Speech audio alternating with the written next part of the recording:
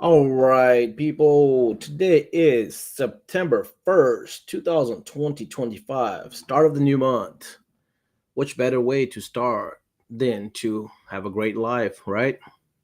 So today we have our DSP ambassador, owner, creator, all of the above, Patrick Latman, as our guest for today. So if you can hear me, please let me know in the comments. I'm going to bring the comments on to make sure that the comments are working. So let's go with that. Give me a second while I make this changes in the background while I see your comments come in. So we'll see what happens there.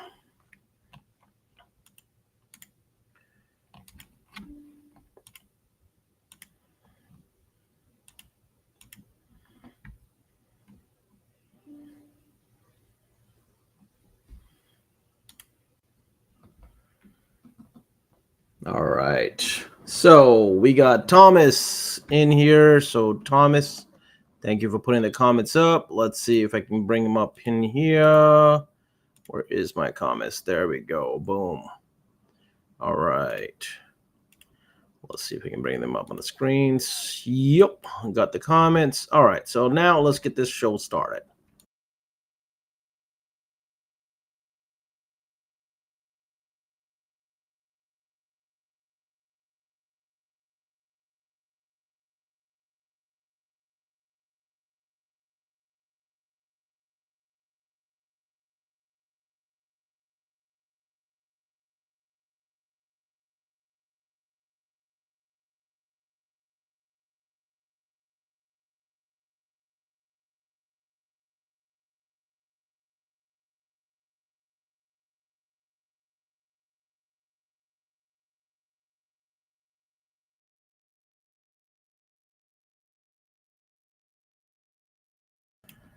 All right, so we got the comments up. What's up, Justin? What's up, Thomas? Let's bring on our guest. Without further ado, let's bring on Patrick. Welcome and thank you for being on the show, man. Absolutely. Thank you so much for having me. Really appreciate it here. I like, you know what? I noticed here, like, are you doing like a screen capture for the comments on Facebook? I am. That's the only way I can get it because So, I know what that's the one thing I don't dig about Restream is that like they kind of make it hard for like private groups and it's live not streaming. Restream though, it's Facebook. Oh yeah. So it's not Restream. Restream will let you do it like so. I have YouTube as well. So if you comment on YouTube, it'll come up on the screen through the comments. Yeah, So YouTube will come through, yeah, but so the I can Facebook have stuff YouTube doesn't. right here.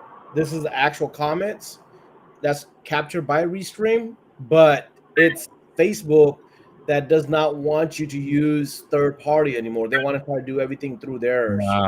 So to Definitely makes it capture harder. the comments from Facebook, this is what I have to do. I have to play with it to kind of make him Hey, you're appear. making it work, baby. You're making it work. Hey man, do whatever we can, right? So that's it. Well, It's by welcome. Rico. What's Thank going you for on, baby? being How here. are you? Oh, Mama's in here, baby. Oh my man, I love her. I love her. Rico, what's up? Justin, what's up? Mother Marion, welcome. So tonight's show is the creator of DSP plus a whole bunch of other stuff as we were just talking in the background a little bit. Patrick's up to a lot of different stuff, and it's exciting to have you on here, man, and kind of get to know you a little bit better and what you're doing. So, for the people that do not know you, let's do a little quick intro: who you are, your little background, and where you're headed. Yeah, absolutely. So my name is Patrick Latman, formerly Patrick Boyer from back in the day. I have a YouTube channel called Window Tinting Business. I have a Facebook group called Window Tinting Business as well.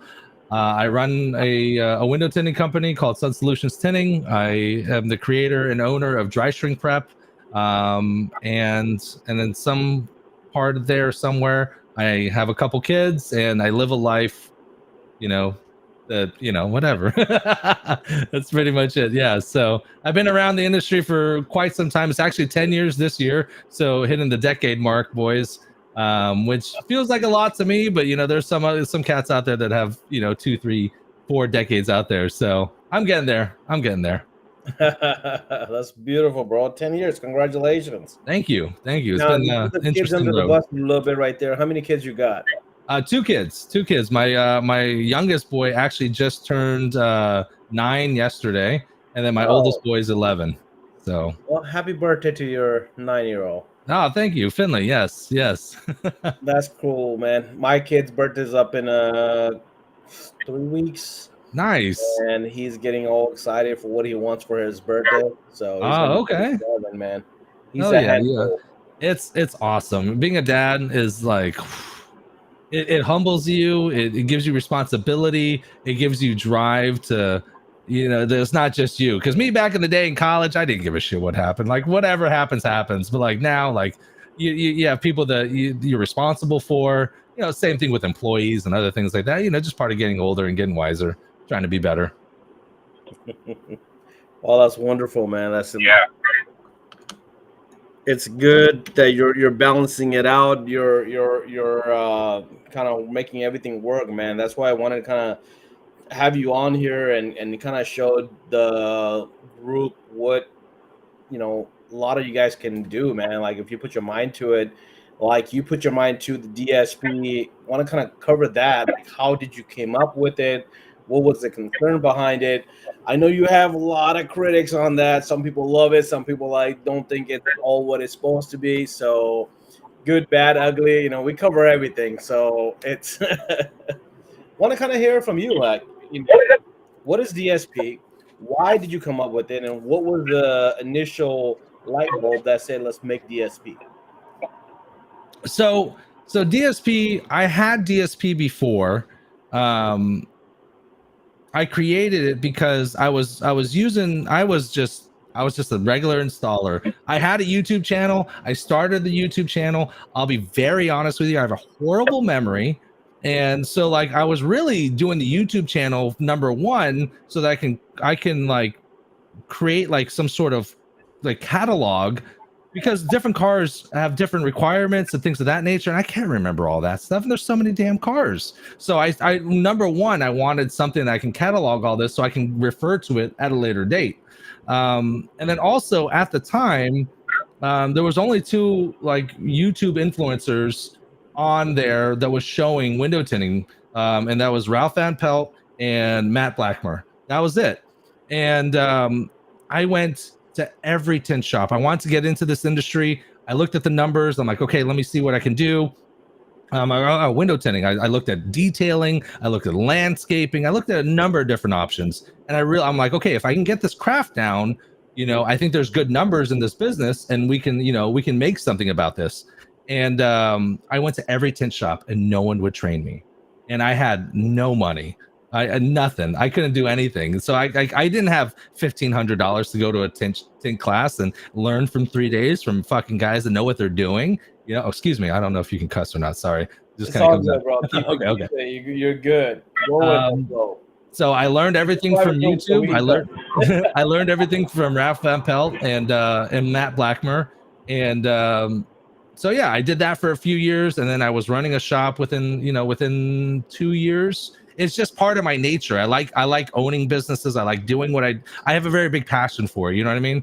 So, and I noticed, as I was going through things, is that dry shrinking was like the only thing in the industry that like we had to repurpose a product to achieve, a goal like dry shrinking, right? Like there's squeegees out there, there's blade holders, there's scrub pads, there's installing cleaning squeegee, there's everything, right? But then we're like taking a dryer sheet and like putting it on.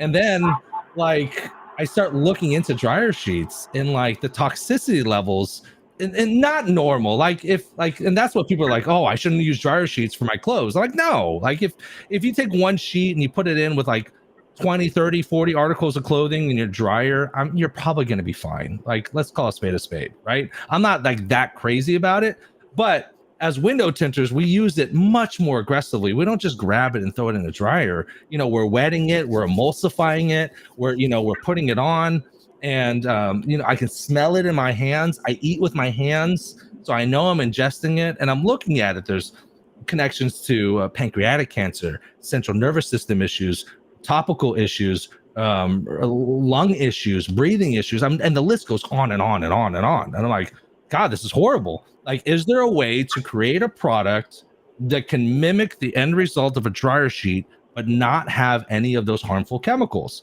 Can I do it? Is it possible? And I'm a fucking window tinter. I don't synthesize formulas and stuff like this. So it's like, it took a lot of research. So we took inspiration from chapstick making and candlestick making and soap making and lotions, and we tried so many different things. And it took me, and it really wasn't like a plan to like sell it. It was just more of like, can I do it? Can I figure this out? And it took us the better part of 2 years to figure it out, because each batch of DSP takes 6 weeks to cure out before it's ready.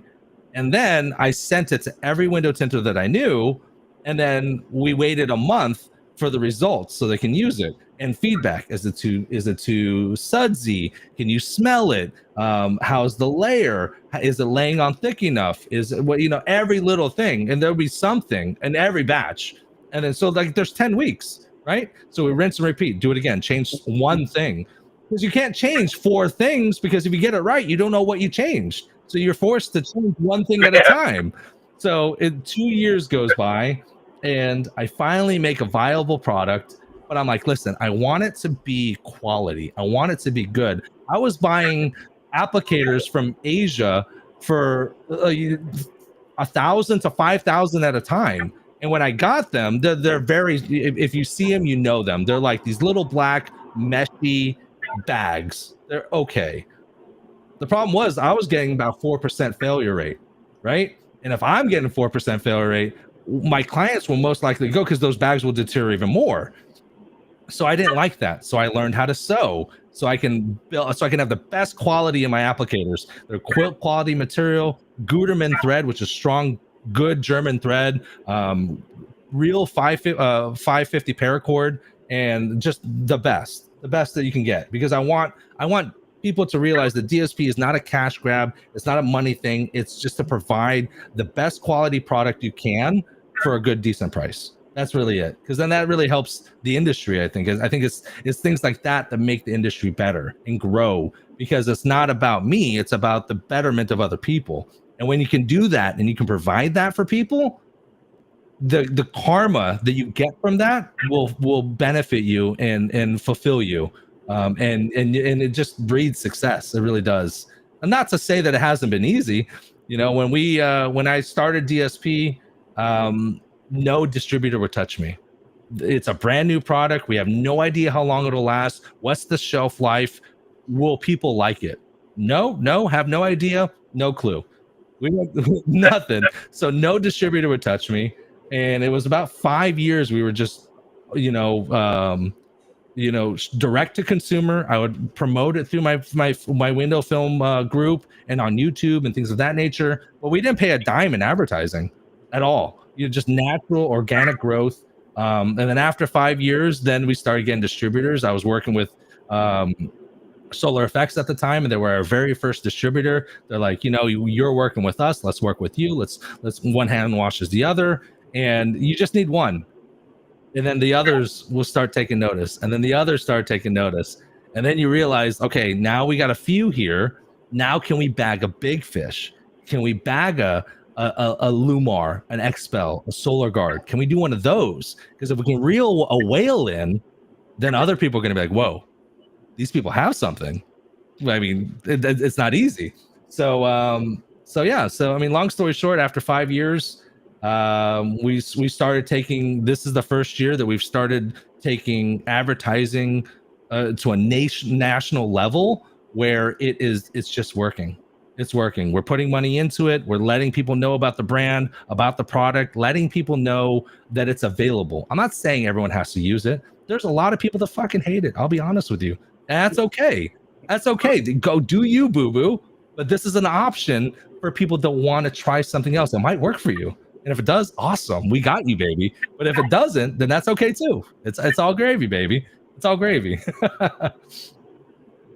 It works great for me. I've loved it since my black mesh bag that fell apart. The black, you were the early one then. I told you that was. Yeah, That's exactly why I started making them in house. That's exactly why. Yeah. We're on our third blue bag, just to let you know. Yeah, the blue bags eventually start to like I don't know if they rot maybe or something after a while, but from being wet all the time. They do that. Here's the thing. Yeah, they last. So there was a stretch where they were tearing in a very particular place, and we are very stringent on quality. So there was too many people that were calling us and saying, my bag broke, my applicator broke, my applicator broke. I'm like, send me pictures, show me. Now, everyone that called in got a replacement bag absolutely for free because we want to make people happy. But I looked at it and it was a reoccurring problem. So earlier, I would be doing the applicators. I was sewing hundreds and hundreds and hundreds of applicators. I only have so much time, boys. You know what I'm saying? I only have so much time. So I sourced a seamstress. We have a seamstress that creates all our soak shields ropes and all our applicators at the moment here. And I called her. I said, hey, there's a problem with the applicators. It's in this section. Here are the pictures. I don't make these. I'm a window tinner. I need you to fix this and figure out what's going wrong and make it not happen anymore. And her name is Laura, and she's amazing. And she turned around and we fixed them and we reinforced them in that area. Hasn't been a problem since. But gentlemen, in regards to that, if you use them a lot, they get a little dingy, right? They get a little dingy. This is what you do, boys. I'm gonna tell you what to do. You empty it out, turn it inside out, empty it out. Get all the DSP out, throw that baby in the washing machine. One cycle, washer, dryer, it's gonna come out like brand new. You refill it, you're good to go, boys. You're good to go. Oh yeah. Oh yeah. Good to go. I have to give it you got to. Yeah. I think it's interesting, we're doing well in North America. Like, this is a global product. I mean, pretty much everywhere except for North Korea. Like, we've hit Asia, we've hit France, we've hit all through the UK, we've hit Australia and a number of different places. And it's an interesting thing when you're like growing and you evolve as your business grows, because now we're looking for a lot more international distributors, because like our Australian clientele, they pay more in shipping than they do for the product. And I hate it. I hate it. Like, I want my product easily accessible. Let me find a place. Let me go one big distributor or 5 little ones. I don't give a shit. However, as long as it gets to the clients that want to do it, I don't want to rate people on shipping charges. It's bananas. Yeah, the shipping's getting out of control. Yeah, well, especially with the new tariffs and things like that. I haven't looked too much into it. We're really focused right now on dominating North America, and after that, then one market at a time. You guys, you gotta say it after the world. The world. The world. What are you doing today? Trying to take over the world. Exactly. It takes money. It takes money, boys. I'm telling you. That's one thing that I've learned in this industry in the last 10 years is you need to have money. You need to have money no matter how you do it. Figure it the fuck out, right? Because I was very strong believer that the talent will overplay money any day of the week. If I'm really, really good, people will naturally come. And I thought that for a long time. I had a shop once up north. It was my dream to have a shop, boys. Like, that's all I wanted in my life, is to have a shop. Once I build the shop, it'll come, it'll be good.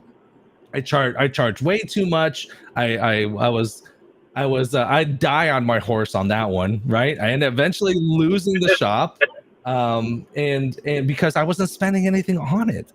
Like, I opened the doors, and that was it. Oh, yeah. I wasn't advertising. I wasn't doing anything, right? I knew of a gentleman who was very business savvy, very good. He wasn't even part of the industry. He was part of a different industry, but he came in. He had about $250,000 to invest, right? He flew me up to his shop. I spent a week there, fair warning, I do assessments for shops. I do consultations, and where like I assess their business and see if we can make efficiencies within the business so that I can make them more money. And if I can't save them more than 50 grand, I don't even go, because it costs them 10 grand for them to come up to me. I'm not cheap to come up, I'll be honest with you.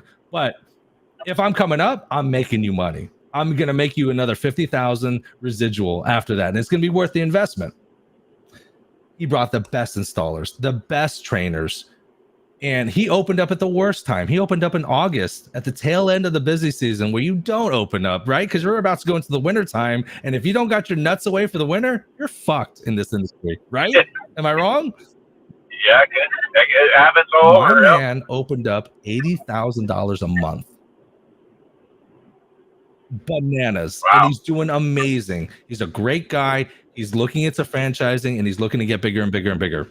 So long story short, if you're out here in this industry and you're looking to make an impact and you're looking to make a lifestyle and pay for your life, your talent won't go alone. You have to invest in yourself. You have to invest in marketing and advertising. Find a firm, find someone. If you can't do it, try it yourself. If you can't do it yourself, find someone to do it, because that's the only way that you can make money. Is you can have a great product, but if no one knows the service of the product that you provide, then it doesn't matter. It doesn't matter. Oh. Yep. That's true. Ryan Wilcox, Batman. Is Ryan Wilcox secretly Batman? That got me chilling in the dark.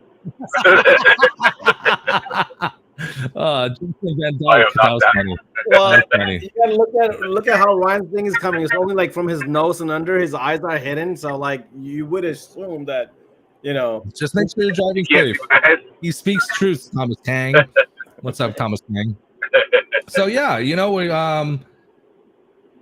I just been grinding out the DSP thing here for the last couple years. I took a step back from the content creation. I was very deep in the content creation. I mean, you couldn't open up your like a Facebook post without seeing my damn face. How to take a panel off, how to shrink this, how to do that. And like I told you before when we were talking, I love doing that part, but like the bills weren't getting paid. And 80% of my time was focused on that. And then I wasn't paying my bills, unfortunately, right? So I spent the last couple years, I took a step back from the content creation.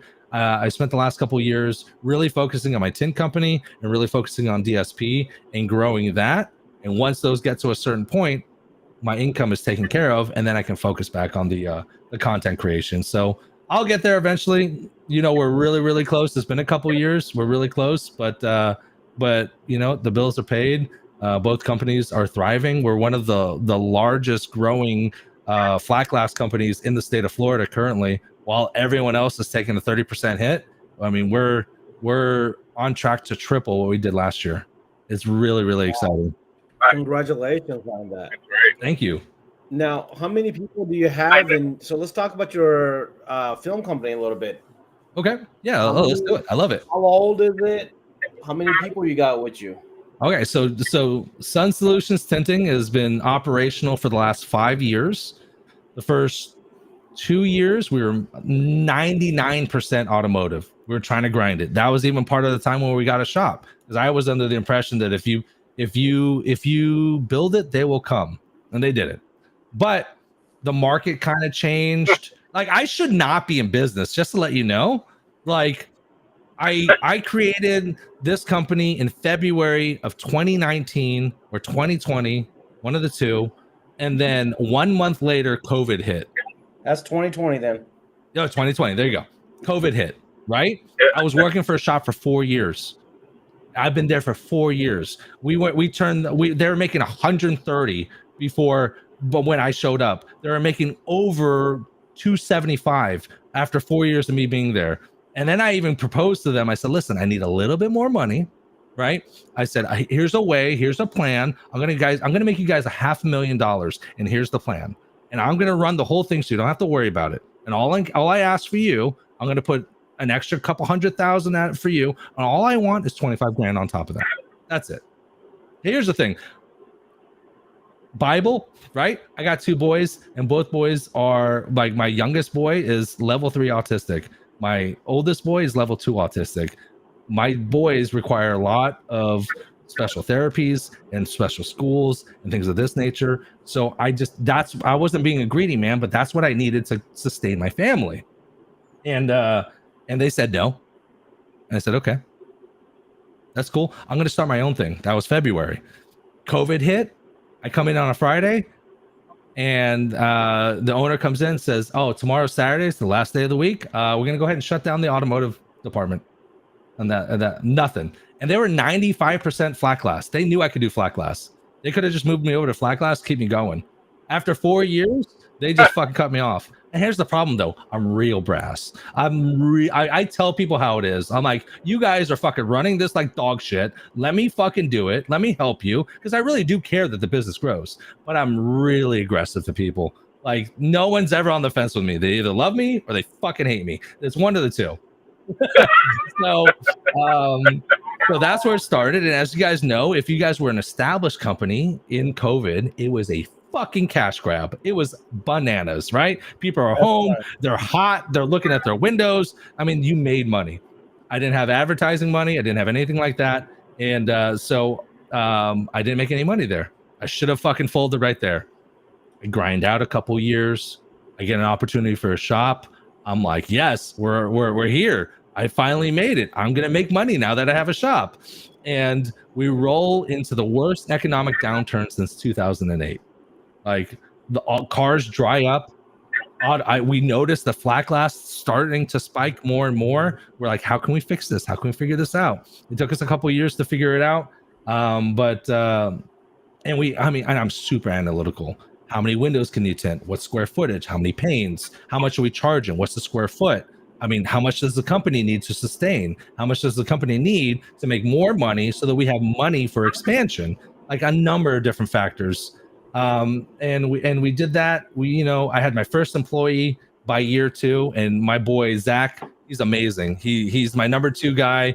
He runs the entire company when I'm off doing other things, with DSP, where I go to events and different things like that, and other business, and he crushes it. And when we started, we were doing about 85 to 120, and then a few years in, we started doing well, and then we started advertising, and that's really where it kicked in.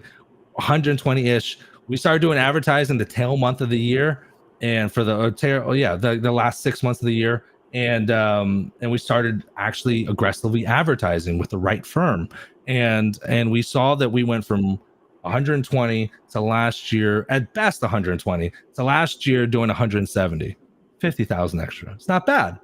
It doesn't sound great, right? But we have 33% growth. That's great.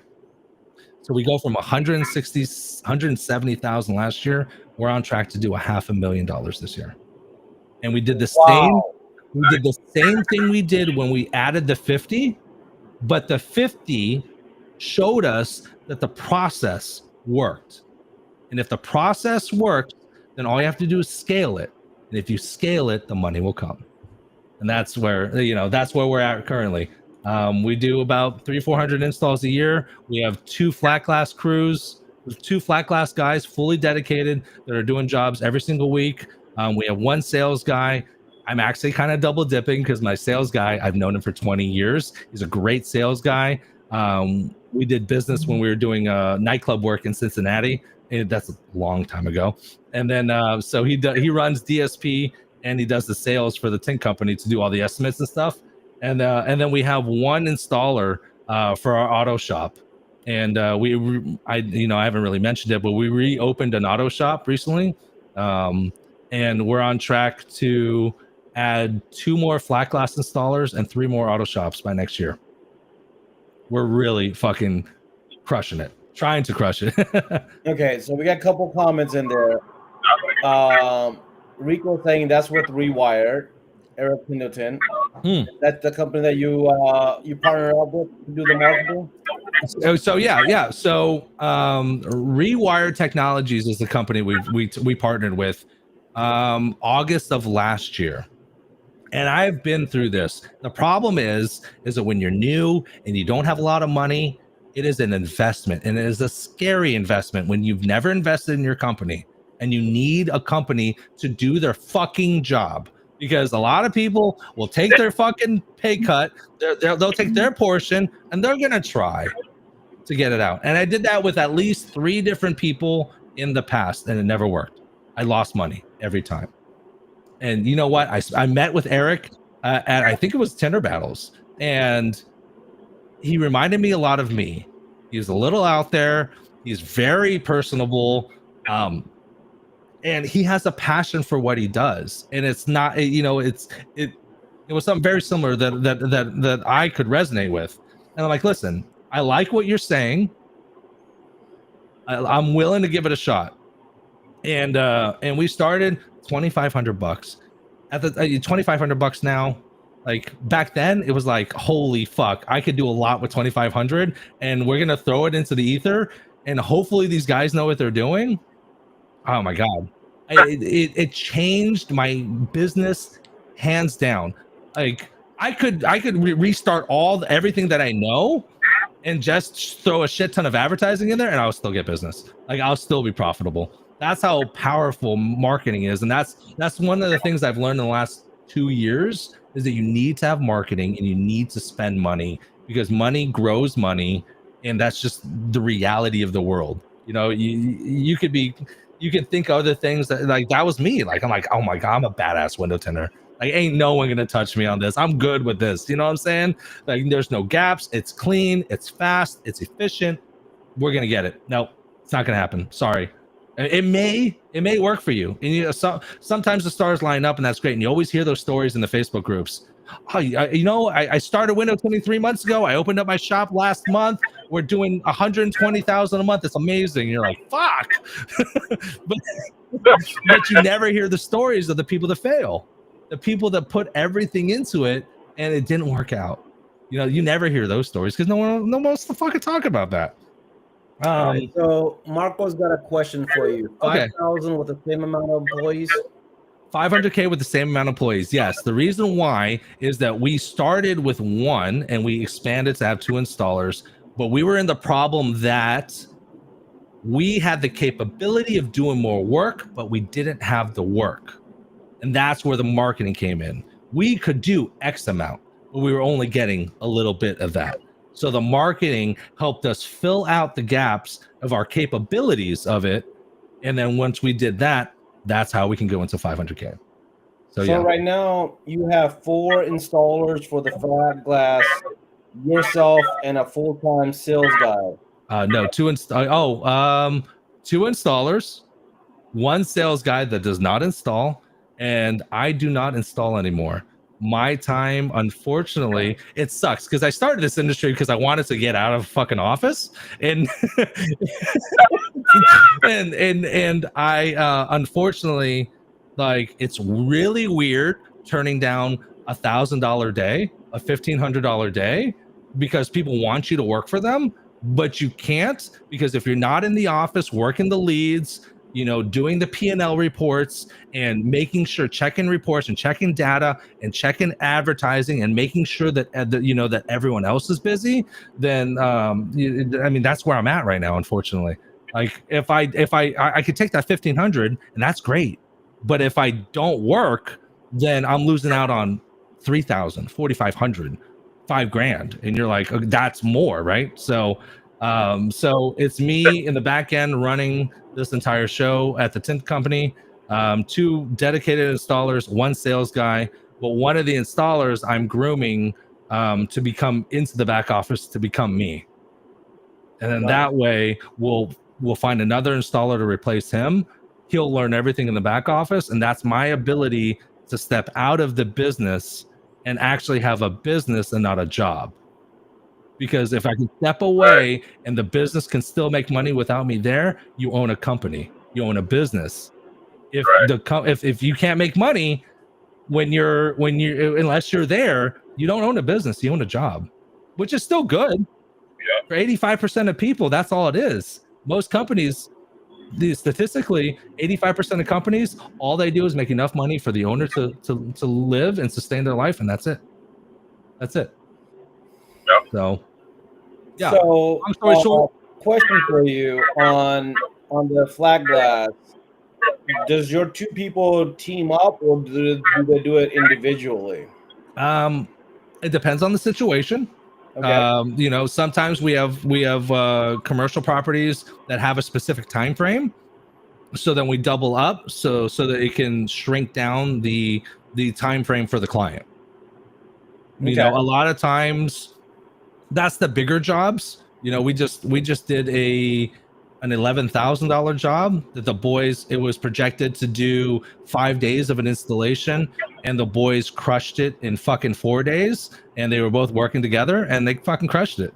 Beautiful. But majority of the time it's min jobs. We do small jobs, 1 to 5 panes, 50 square feet. We'll do it. Most companies won't even touch it. Talking to a client, oh yeah, we'll absolutely do it. Unfortunately, as a business, we have minimum requirements to at least send a crew out. So unfortunately, for those 2 sliders, you're going to probably be looking at around $450.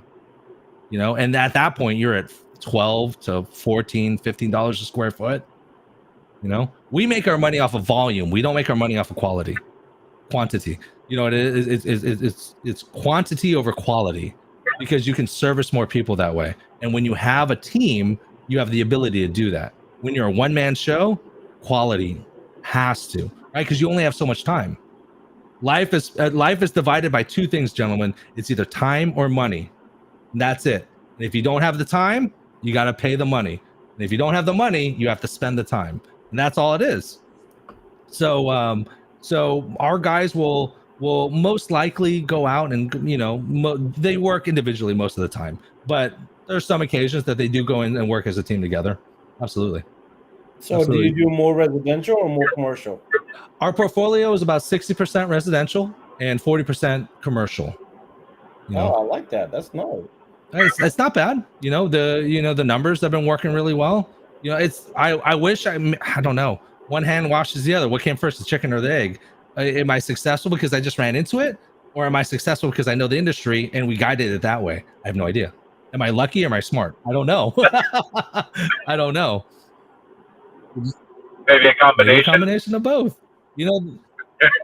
Well, this has been a very interesting and very upfront conversation, and I love this. So I just do want to put that out there. I think the community is also agreeing with that. The comments are saying the same thing. Is interesting conversation, 100% on that, because you're throwing just facts. You're not caring about who hears it, how they hear it, and everybody always talks about quality, and you're like, dude, it's what you want to, right? Everyone wants to tint that car for $700. I don't give a shit who you are.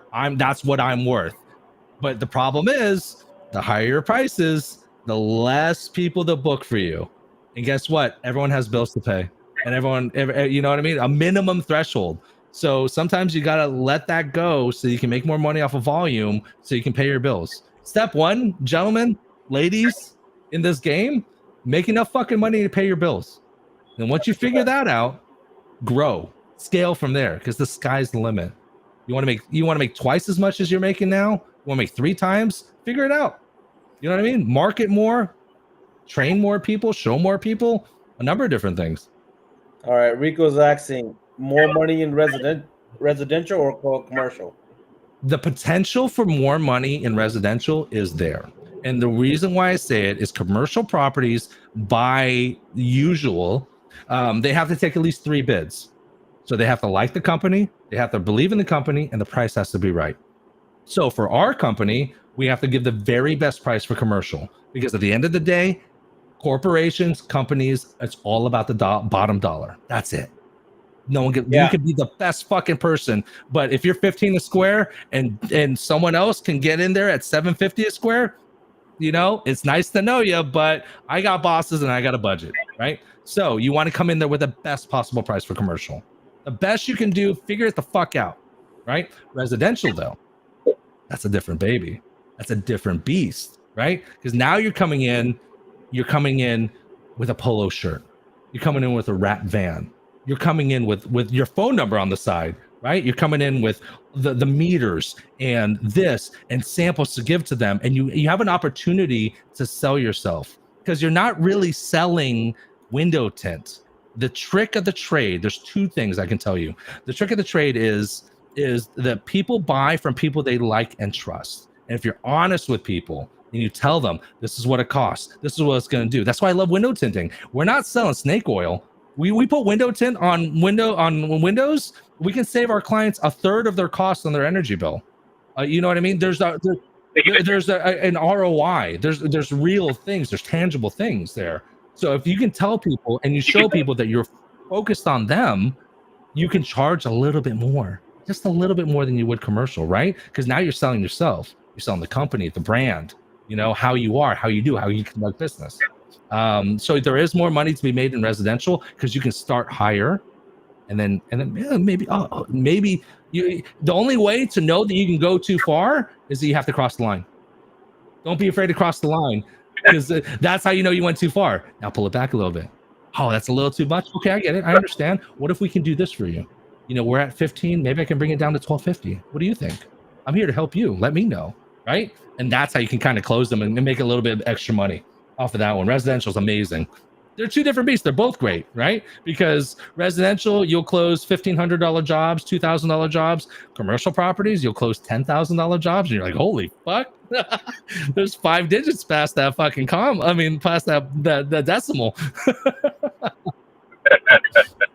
Beautiful. Man, love this. This is what I was talking about earlier, man. Like, we just kind of see where it kind of leads. Oh, I love it. Started with DSP, also we're now talking flat glass. Oh yeah, you got it. You know, I've spent so much time and so much effort, and I'm very analytical, and I think that's what really helps me. And people may not have that, and that's okay. But that's why groups like this are beneficial. Right? Because you can take the source and the knowledge from people that are doing it and successful, and you're like, how the fuck did they do it? And it's an open forum. Like, here, I'll tell you. I don't give a shit. You're not in my market. Even if you are in my market, I'm still gonna beat you. I'm sorry. My prices are too good. We're too professional. We're crushing it. Right? I love that part about it. I still call people. People call me about stuff and they're too much. I'm too much. I'm like, okay. Call so-and-so, so-and-so, and so-and-so. They provide the best, the best services I know, and they're maybe a little bit more affordable. I suggest other people to go to. So there's a couple good questions in here. Rico's really killing it with the questions. Hit me with it, baby. Hit me with it. So he's got one here. He said he's got a 450 minimum. Do you have a minimum for your flat glass? Yes. And the minimum, it depends. It's not mine. And I want to let you know, guys, I'll tell you my minimum. My minimum is $350, bare minimum to go out, plus film costs, whatever my film's going to cost. Because I know you guys have to know, and everyone's different. You have to know your hourly rate. This is a video that I'm going to be producing and I'm making that is in vital importance. If you do not know how much you're making per hour or how much you need to make per hour, there's no way that you can be successful or be a failure, because you don't know where your target is. So I charge $330 plus film. That's what I have to charge, bare minimum, for a crew to come out and go do your work. You need to know your own numbers. And I'm going to come out with a video, but chat GPT it, Google it, do something, figure out what are the steps to determine my hourly rate, and then break down hourly rate to flat rate charges. If you're working 8 hours a day and you know your hourly rate is, let's say, $100, then there's 8 hours in a day, then you know that you have to charge at least $800 for a day's worth of work. If you don't know your numbers, then you cannot succeed. You can't just throw fucking numbers out there, right? It's important to know that. And there's a very big difference between total hours, billable hours, and available hours in regards to, like, if it's one person, one man, I got 8 hours a day. But now if I have two people, if I have another installer, now I have 16 hours a day available. That opens up a number of different things that you can do in regards to that. So 450, I don't think 450 is bad. I think 450 will eventually price you out. Because for the smaller jobs, let's say you do a door front or you do a door and a transom, you're at $17, $18 a square foot. Now you're getting to the range where, like, maybe blinds are better, right? Or maybe someone else can do it. So 450 is not bad. If that's your price, then that's your price. You know, it is what it is. You know, you got to grind a little bit better and grind a little harder. Take the advantages of what you have, and you know, stand still on the things that you can't budge on. I like that. Now, I will throw my little thing on it is I do have for flat glass different minimum depending on the distance as well, because I'm in Atlanta market, and Atlanta market is very it takes it from Atlanta to Atlanta takes 2 hours. So if it's gonna take 2 hours to get to the consultation or to the job site, the minimum is gonna have to be a little bit higher. Now, coming back to the follow-up question that Rico had is, do you charge for consultations? Do you go out there, do consultations in person for free, or do you charge them? Do you stack your consultations? I think those were a couple of good questions in there. That's great. It's a great question, and it's a question that I've pondered. Right, I think that charging for estimates is a good thing. I don't think the industry can provide it. Right, you can only get what the market will bear, and you want to position yourself in the best possibility of succeeding. Don't let the dollar amount per estimate block and blind your vision to the actual goal of closing the job. So, and bear with me for this, right? Other industries you can charge per estimate. It weeds out tire thumpers. There's great things for charging. Weeds out tire thumpers. The people that are going to do or pay for an estimate, they're really committed to the project. It shows that they have money. Like, there's a number of great things, but you have to be at a certain size to do that. And when you're trying to grind out and make your pay and pay your bills, I don't think putting that in the way, you're putting $100 in the way of maybe making $1,500. So I think if you're a smaller company, I don't think it's right, because most people don't charge. You can set yourself apart. Oh, this company charges for estimates. No one else charges. Well, yeah, man, I understand that, but we have a lot of work, and we only provide service to people that are serious to working with us. So if you'd like to work with, and they're like, oh shit. I mean, Joe Schmo would say he's coming back in an hour. He came in his truck, and he had a fucking measuring tape, and he wrote it down. And he said, you know, give me a little bit and I'll give you a proposal. And 4 fucking days later, you get a proposal, right? We show up, and 45 minutes. What's your problem? What are you into? What is your problem? We want to figure out. I don't give a shit about what selling window film. Their reason for the window tint is 1,000 times stronger than my reason to sell window tint. And if you can find out what they need and provide that, you're done. You don't close the door, right? So I think it's funny that the company, it really depends on the size of the company, the market that you're in, the money that you're spending for advertising. There's so many factors that can fail a company that, like, it's not, you know, and it's all very special and very particular to that company. And you know, if you're not smart enough to figure it out, then 2 heads are better than 1, and 5 heads are better than 2, right? That's why these groups, you know, this private group is so powerful. Like, don't worry about how someone's bottom loading. Maybe that is your thing. Maybe you don't know how to bottom load. Like take the information that you're getting from people that actually care about this industry and that are providing this massive knowledge. Like, oh, this guy's talking about this. It could help me here. Let me pay attention. Right? There's so many people that are out there like, I don't like that guy's fucking hair. That shirt looks stupid. Like that wastes us no time. We're not succeeding that way. You know what I mean? So you can tell Patrick really knows. Oh, Clinton, the failures. If you want to succeed, here's the thing, boys. If you want to be successful, you better be willing to fucking swim through a fucking sea of no's before you get to the island of yes, because that's what it is. I got a question for you. Hit me. I've been wondering on this, and I've been pondering a little bit with the flat glass. Hit me with it. So let's say, and Rico kind of talked about this, that he hates to go out a half an hour each way and then not get a job, right? Or something small. Okay. Do you, if you know customers calling in, they're like, hey, I just want a screen door done, right? But they're 45 minutes away each way. Oh, yeah. Like, do you say, hey, send me a picture of it. Let me see what let me talk to them on the phone, what their problem is. I love that you're asking this like, question. Hey, I literally went over this 2 weeks ago. Keep going. So like, hey, I think this is what the solution can be, but your cost is going to be about this much because I'm looking at your picture. This is what the square footage looks like. This is what we can provide. Does that sound like it's within your budget? So that way you're not having to go waste your time, but you can waste 15 minutes on the phone and really dig into what their need is and what their budget is and not waste that 45 minutes each way. I fucking love that you asked this question because this was a deep dive analytical search through my company to determine on whether or not giving consultations over the phone, sight unseen versus in person. That's exactly what I did before.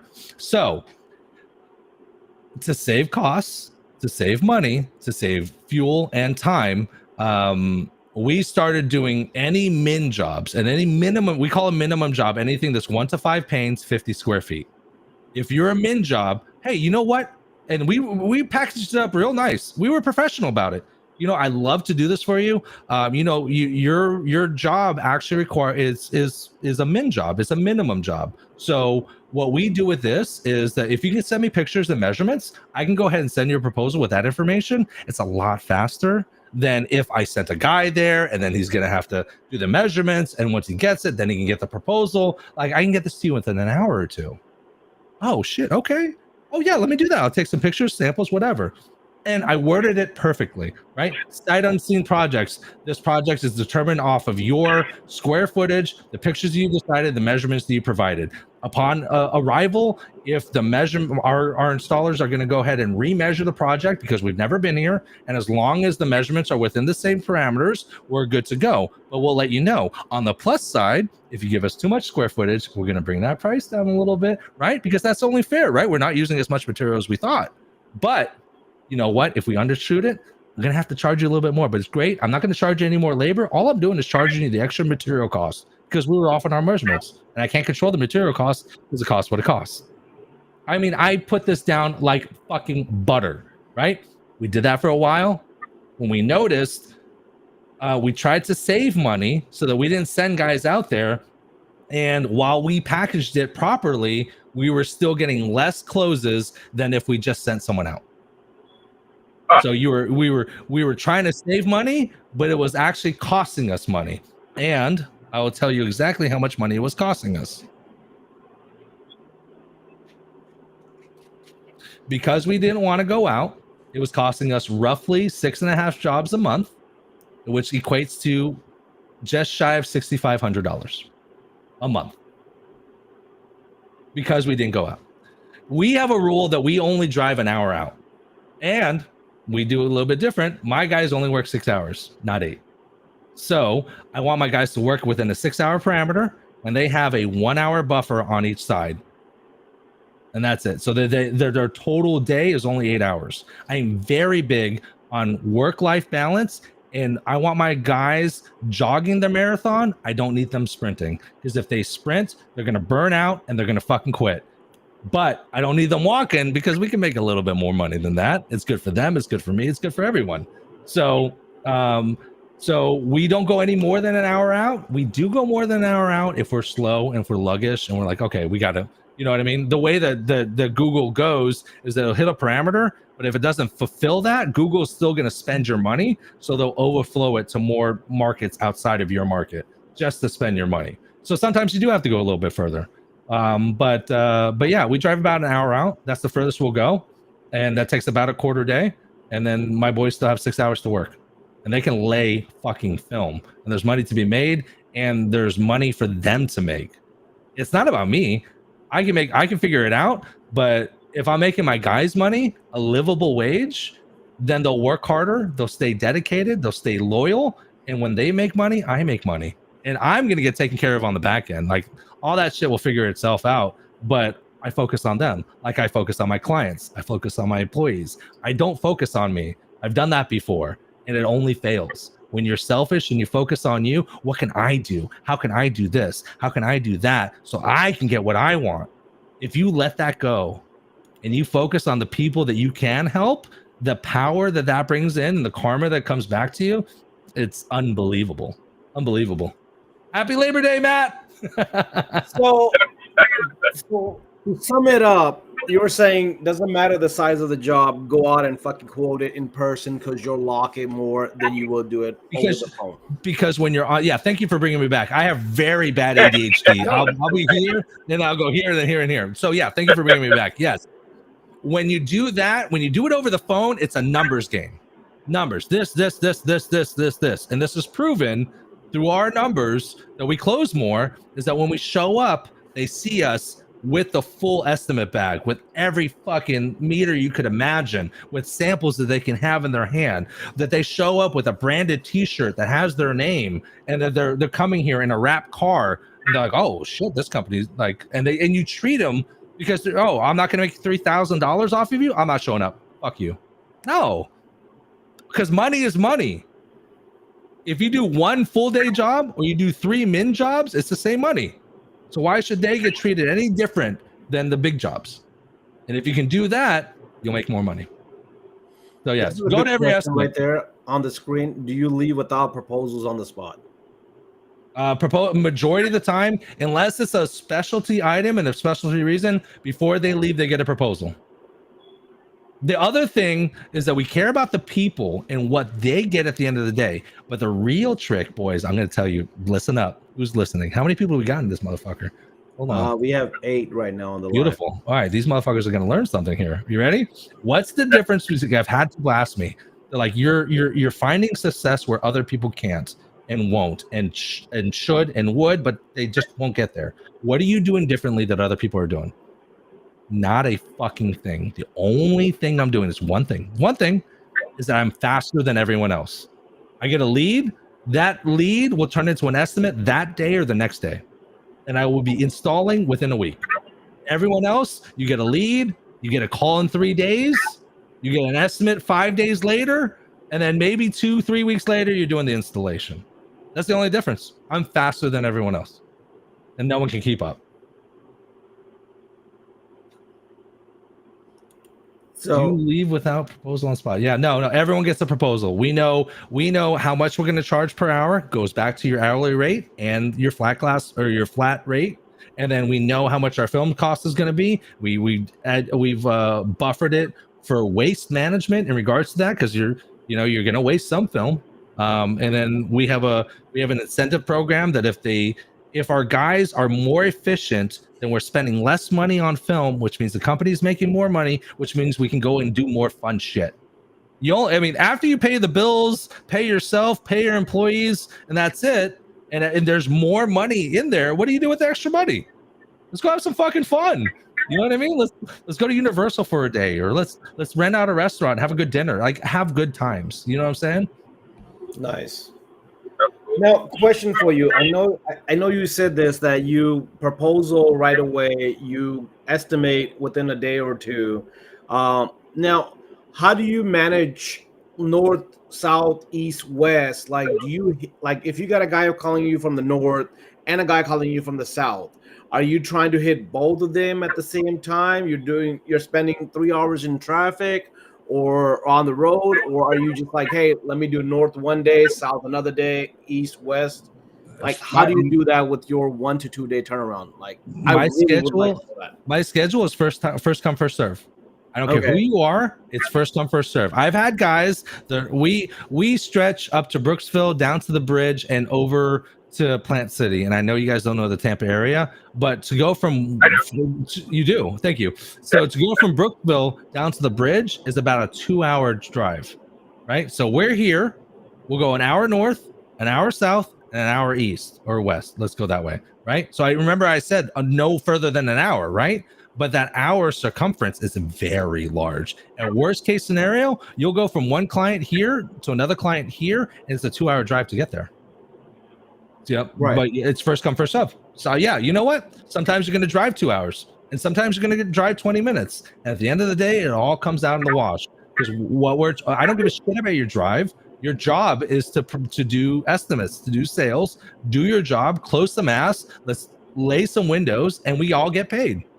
And everyone understands that. That's it. So what's your close rate? Let's talk about that. I like that. My personal close rate or the company close rate? Company close rate. Company close rate You're pretty Patrick, man. You got high close rate. I already know that. I mean, close rate for me is in the, I would probably say high 80s to low 90s. You're not going to close everyone. My full-time sales guy, his close rate is anywhere between, it kind of teeters, anywhere between 62 and 66%. I look at all the fucking numbers. All the numbers. Yeah. So that means that for every 3 estimates he goes to, he closes 2 of them. Beautiful. Roughly. That's awesome. But there's a lot of work to be done with that. How did you do it? Are you measuring right? Are you getting all the information? Are you getting the right film? Did you charge the right amount for film? Because once you tell a client a number and that number changes wildly, you look completely unprofessional. You need to know your numbers in and out.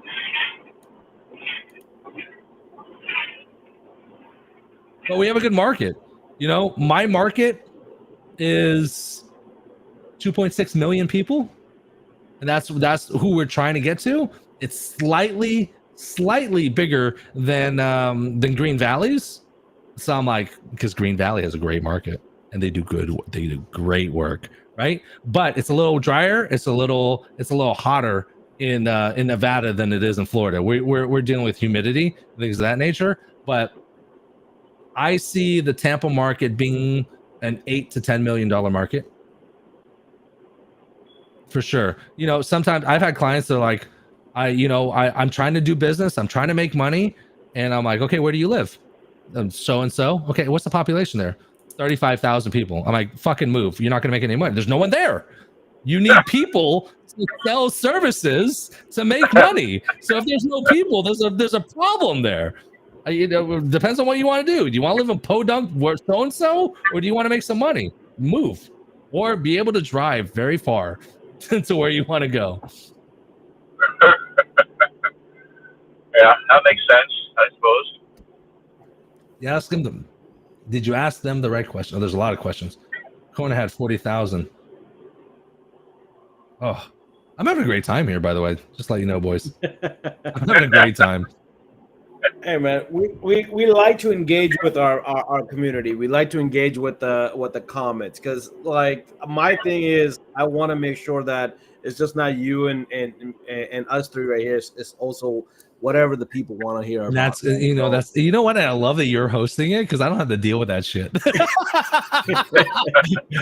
Like when you're hosting a show, you gotta make sure the restream is doing this. What are the comments here? They're asking people are engaging. You got to get going. The host is here. You know what I mean? So kudos to you, because running a show is not easy.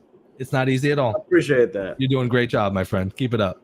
No, this has been most informative. I mean, especially like we're now in the session of setting up a flat glass in December for this group. We just did an auto one a couple weeks ago, and we had a great time, and people loved it. But now we're in the session of setting up one for flat glass in December, man.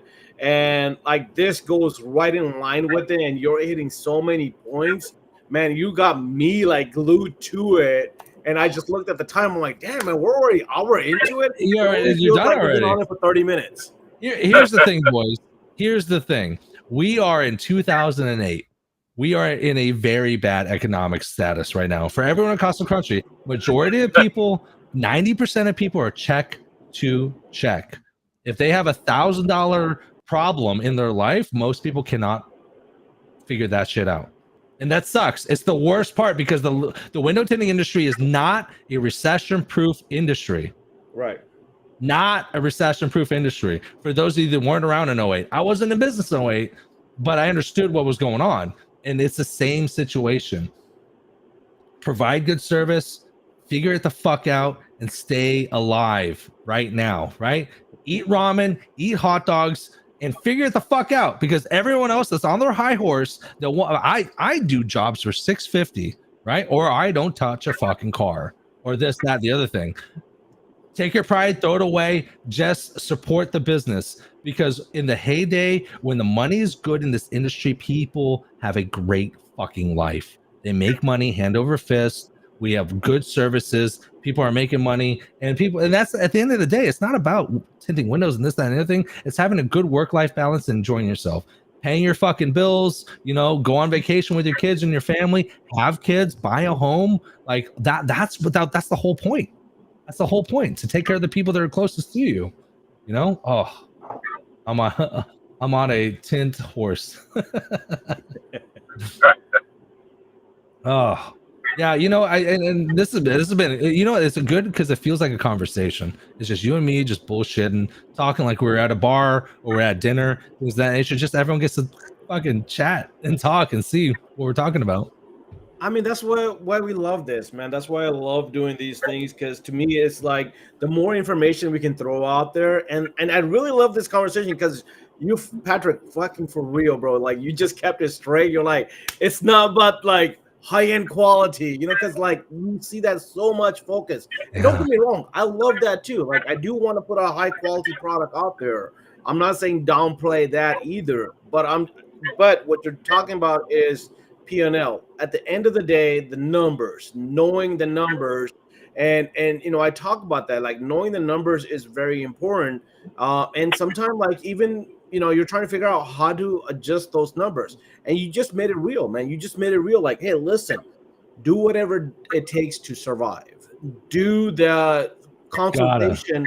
Don't do the. I mean, shit. I'm gonna take this to heart because I do some of these consultations over the phone, like, and I've landed some of them, so don't get me wrong, like it's not like I haven't landed it, but I do ask the question sometime, like, hey, what is your budget, what are you trying to get done? Because there are some time to me that if the customer says, hey, I only want to spend a couple $100 because I can get it from Amazon, and it's only like 2 glass, you kind of hear from the tone, like you got to be able to judge your customers, right? Like I had a customer in downtown, bro, like a single door. I sold them for fucking $500. A single door that wasn't even a full door, and it was frost. Like literally was $22 a square foot.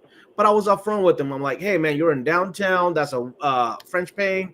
That's gonna be a pain in the ass. I'm gonna tell you, like, you don't have to explain it. You're like, listen, this is what it costs. If you want me to do it, I wish I can give you a better price, but this is what it is. Yeah, so like we talk like, hey, what is the difference on it? Sometimes the customers just like when I do virtual is like I say, hey, give me a complete picture, ground to the top of the window, so I can see how high it is.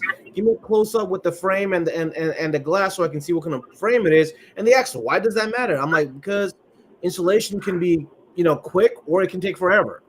When here's the thing, when you're doing things via text and via talk and pictures and things of that nature, they don't fall in love with you. Exactly. That's where you lose them. Now you have a very interesting thing. I don't think it would work, but could you do video consultations? But at that point, you're asking the client to do too much. Can you lean the phone up so I can see you? Now grab a measuring tape and go left to right. Now make sure you add an inch to that, and then go right. How many panes was that? Like now you're like they're like, what the fuck? No, I'm not doing that. Like, so you have to find an avenue that's easy for the client, but then that puts you in the best light. No, I love it. Well, Matt said he just tried DSP for the first time and he loves it, bro. Oh, I love that. You know what? Dry shrink prep was a passion project that's doing really well. And like all the services that I provide, whether it's consultations, whether it's training sessions, whether it's dash guard ropes or dry shrink prep or tools or pre-cut kits, at the end of the day, like I said, it's all focused on helping out the guy, helping out my client, right? Like I do pre-cut kits. I do awesome pre-cut kits and quality, carbon, standard ceramic, high performance. Because if you're just getting into the game, you know how much it costs to get 3 shades of film and high performance ceramic? I mean, you're talking $2,000 or more, and you're just starting. Who the fuck has $2,000? What the fuck, right? And so those guys can't do the $600. Maybe they have the ability to, but they can't do it because they don't have the money to provide the film to be able to provide the service. I offer that, and I think I charge like 2 or 3x. Whatever I pay for the film, I charge 2 or 3 times. So you're going to pay a little bit more than if you bought it yourself. But the idea is that you pay a little bit more, but you have that film, so you can provide that service, so you can charge that dollar amount. And then you get your money from that game, from that install, and now you start bankrolling yourself. Okay, now I made $300, $400 off this project. Let me do another one. Now I have 800. Okay, now I can buy the first shade within that lineup. Because you'll it's much better if you buy the whole roll, but you don't have $2,000 to do that. So how do you get that service and get that film and get that money without having your own money? And that's what I provide too. There's a number of different things. It's all about the end user. If you can focus on the end user and not yourself, you're gonna find success. I promise you. I promise. You know, I've had a whole bunch of different conversations with different people on this here. Hit me with it. Hit me. Text, phone call. What do you like when you get a lead? Mm-hmm. Are you texting, or are you doing phone call, or are you doing both? I love you for this. You're hitting right on the spot. I do both. Okay, first and foremost, you always call. Always call, right? Because they hear your personality, they hear your voice, you know you're a real person, and you can really sell them. Because if you're passionate about what you do and it's in your heart, that comes off very well. Now, if I call someone and I hit voicemail, then I have 3 different prompts that I did from ChatGPT. I went into ChatGPT. I said, create me a prompt that I can use for all my clients that I called them for the first time, and I left them a voicemail to let them know to call me back and that we were wanting the first service. So for example, ring, ring, ring, someone calls, I hit voicemail. Let's call her Susie. Hey, Susie, Patrick here with Sun Solutions Tinting. I saw that you brought a lead in here for your residential window tinting. We'd love to get that service provided for you. Feel free to give us a call, 727-458-1241. Again, this is Sun Solutions Tinting. Give us a call. We'll talk about the project. Let's see if we can get that taken care of for you. All right, click, bye. As soon as I hang up the phone, I go to my ChatGPT with my preamped messages, and I send a text message that says, Sun Solutions Tinting, we're trying to get a hold of you. And then I changed their name so it seems more personable. Like, we're trying to get a hold of you for an estimate. Feel free to give us a call. Blah, blah, blah, blah, blah. Boom, done. That's first attempt. We have a 3-strike rule in our system. All leads get 3 attempts. You get a phone call and you get a text automatically. And then boom. And you do that 3 times. And once you do that 3 times, 3 strikes and you're out. If you haven't called us back, we have done our due diligence to call you, leave a voicemail, and leave a text, and you haven't responded in 3, you know what? We don't want to bother you. Clearly, if you wanted it, you would have called us. And if you don't want it, then I don't know. Then you're not going to call us, and we're not going to do it. And we're off. And we're off to the next leads. Because that way, new leads get service for the people that want us, and the people that really don't give a shit, you know, they get a chance. They get 3 chances, and then they're out. So how do you do your 3 chances? Is it like you call back to back to back, or do you like no, one a day? It's like a vitamin. 1 a day, right? Don't love bomb them. Don't call them 3 times like I need the work, motherfucker. Call me. No, don't do that. I get a lead. I give them a call. I leave a voicemail. I leave a text. That's it. And then, but I do this every day. The next day, I go through the new leads. The newest comes first, and I'll eventually get to that lead again. I'll give them another call. I'll give them another text. Rinse and repeat 3 times. If they don't call back after 3, dismiss them. Don't waste your fucking time. You have other people that want your service. Your time is more important. And that's another thing too, that a lot of people think your client has to respect you as much as you respect them. You respect their time, their effort, what they want to provide, what service they need to help them. But they need to respect you. And the second that they do not respect you or your crew, your team, or anything, cut ties. Because that client is going to ruin your fucking life. They're going to be a pain in the ass to work with, and they're going to leave a 1-star review. And that's a horrible experience. Let them go. Let them go. I love it. I love it, dude. You know, I thought maybe it was like that call, like, hey, I need this tin job, man. Come on, pick up. Yeah, but you know what? When the guy was like, hey, you know what they tell me? They're like, oh, I can get this Amazon film for $200. Oh my God, that's great. You know what? I got a $10 discount. You can go ahead and do that. Give me a call when you're done. When you need it fixed. Okay, yeah, try it. If you can, you know what I tell people? I have a great video on YouTube that is one of my more. There's a micro and a macro. Micro videos are for window tinters. Right? All 90% of the videos I do are for window tinters. I get 2,000, 3,000 views per. Right? But I do macro videos for clients, for people, for the big group, right? How to tint your windows for using Walmart window film. How to tint your windows at home using Home Depot window film. I get millions of views. That's where I make my money from YouTube, from that aspect. But I actually tell people, like, hey, you can go on YouTube. There's a great video. I don't tell them it's me. I'm like, there's a great video by Window Tinting Business. It shows you how to grab window film from Home Depot, and then go ahead and do it yourself. If you can do it yourself and you can figure it out and you can save some money, do it. I don't give a fuck. Do you, boo-boo, because you're getting what you want. But then you're gonna find out that shit's fucking hard, and you're gonna need a goddamn professional, and then you're gonna call me, and they call me back.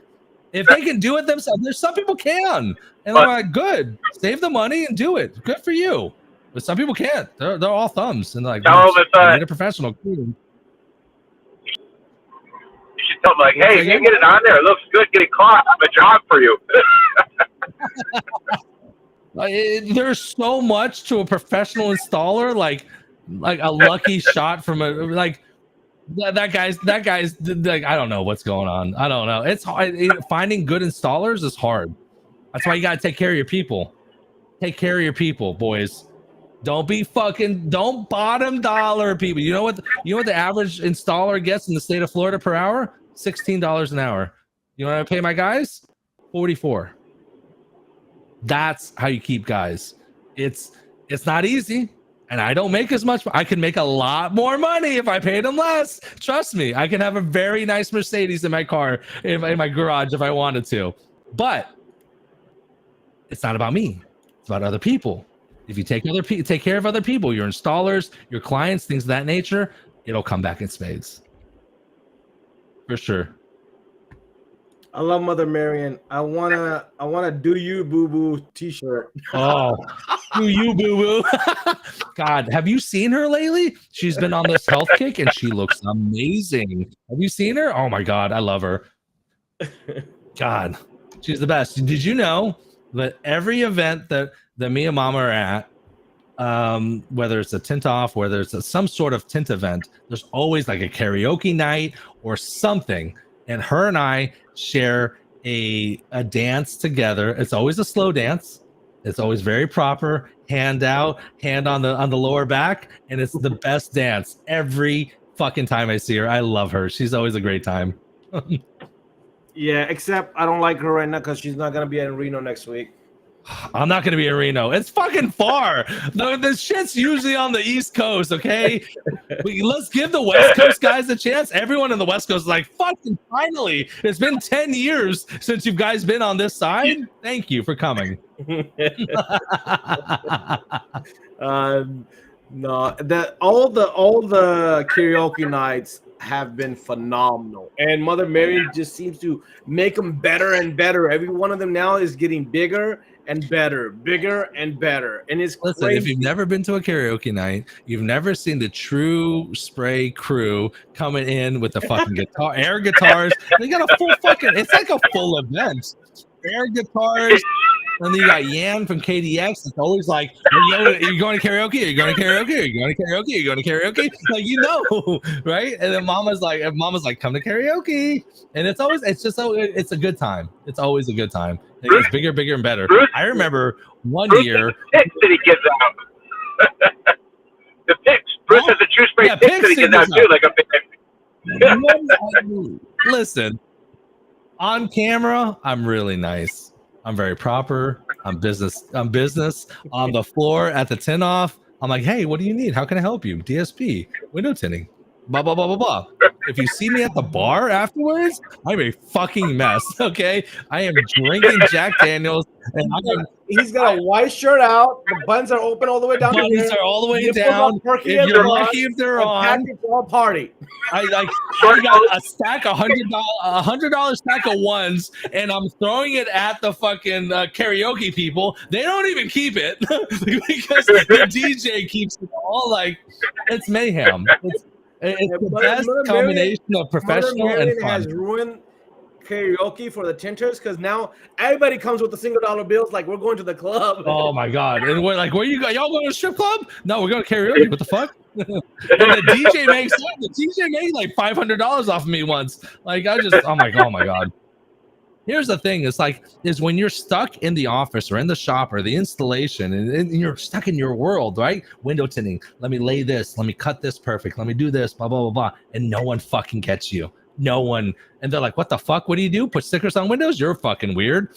And then you get like 300 guys that do the same thing that you do, that love it as much, and then they drink and party too. And you're like, "This is fucking awesome." Oh yeah. No, Mother Marion has changed the industry with the karaoke nights, and I agree with you. KDX will just like, oh my god, even at SEMA last year. Oh, I met her at SEMA, and she's like, "You gonna go do karaoke night?" I'm like, "There's karaoke night at SEMA? It's in like, Vegas. What place are you finding that we can sell out a fucking bar in Vegas? You're gonna fucking. Oh my god, Fremont Street for sure. That's old school Vegas. I'm down for that shit. That shit's funny as hell, man. Oh my god, Patrick. Thank you, man. This has been awesome, bro. I really enjoyed this live. This has been awesome. Oh, this has been fun. You know, and every time I do these fucking lives, I have a fucking blast. You know what I mean? I have a couple cocktails. We talk bullshit for a little bit, but like an hour is gone like that. An hour and 20. It's been, I mean, dude, I kid you not. Like, this does not feel like an hour and 20 right? minutes. I know you have some people that like you get on here and they're like special guests, and it's like pulling fucking teeth. You're like, "Hey, how did you do this week?" Good. You're like, "Fuck, I got people watching, man. Come on, give me more." I know your pain, brother. I've done it before, and you know what? You lead a great interview because there's no dead time. You're hearing it, you're thinking it, you're responding correctly, you're moving on. We're talking to people. You do a great show, man. It's not fucking easy. Not easy at all. Appreciate it. Now the DSP giveaways. Oh, what can I do? Last second, I literally have nothing available here. Hold on. Oh, we're gonna make something work right now. You ready? Y'all ready? Oh, can we do this? I'm on my computer right now. Hold on. You know, I always bring this up to you too. We talk about this. I found one of my old jugs of DSP, and it still smells good. I do miss the old smell. Can I tell you? I'll be honest with you. You ready for this news? Our brand is about all natural, right? Yeah. I found out that I didn't know this because I'm not perfect, but the original formula had a synthetic blend of blueberry. Synthetic. Okay, which means that it's not all natural. It is not naturally occurring. So we had to change that to stick with the motto and the vision of dry string prep. So we quietly changed it to an essential oil. It was a citrus blend, and everyone, like, people might have smelled it for a little bit. The problem is the essential oils over time, because of our curing process, will eventually dissipate. While it is a problem, right? Because people love the smell. People wanted me to have air fresheners for that smell, and I get it. It's great. It's great. But the problem was it wasn't true to the vision of dry string prep. So we didn't say anything, obviously, because sometimes here's the thing, you promote your successes, right? And you keep quiet on the failures, right? Being perfect is not being perfect. To achieve perfection, you have to minimize your failures. Right. It's all an illusion. It's all an illusion. Look, I got a marketing idea for you. What's that? Keep your DSP the way it is. You get those air fresheners with the blue things. And you fill them with it. The OG. Hey, if you want the smell, just sniff this and then use. There you go. You know, we had ideas. We had ideas in regards to air fresheners and other things, and air fresheners can work in this industry, right? Because if for like let's say an auto tinting, not residential, but auto tinting, right? Here's the thing about auto tinting: good service, good product, good this, good that. But it's like when you meet a woman and you're like enticing her to be attracted to you. If you can put and engage different senses, right? Touch, taste, feel, this, that, whatever, right? So if you can add a fragrance to the car, it smells good, it's inviting, but it's not too much.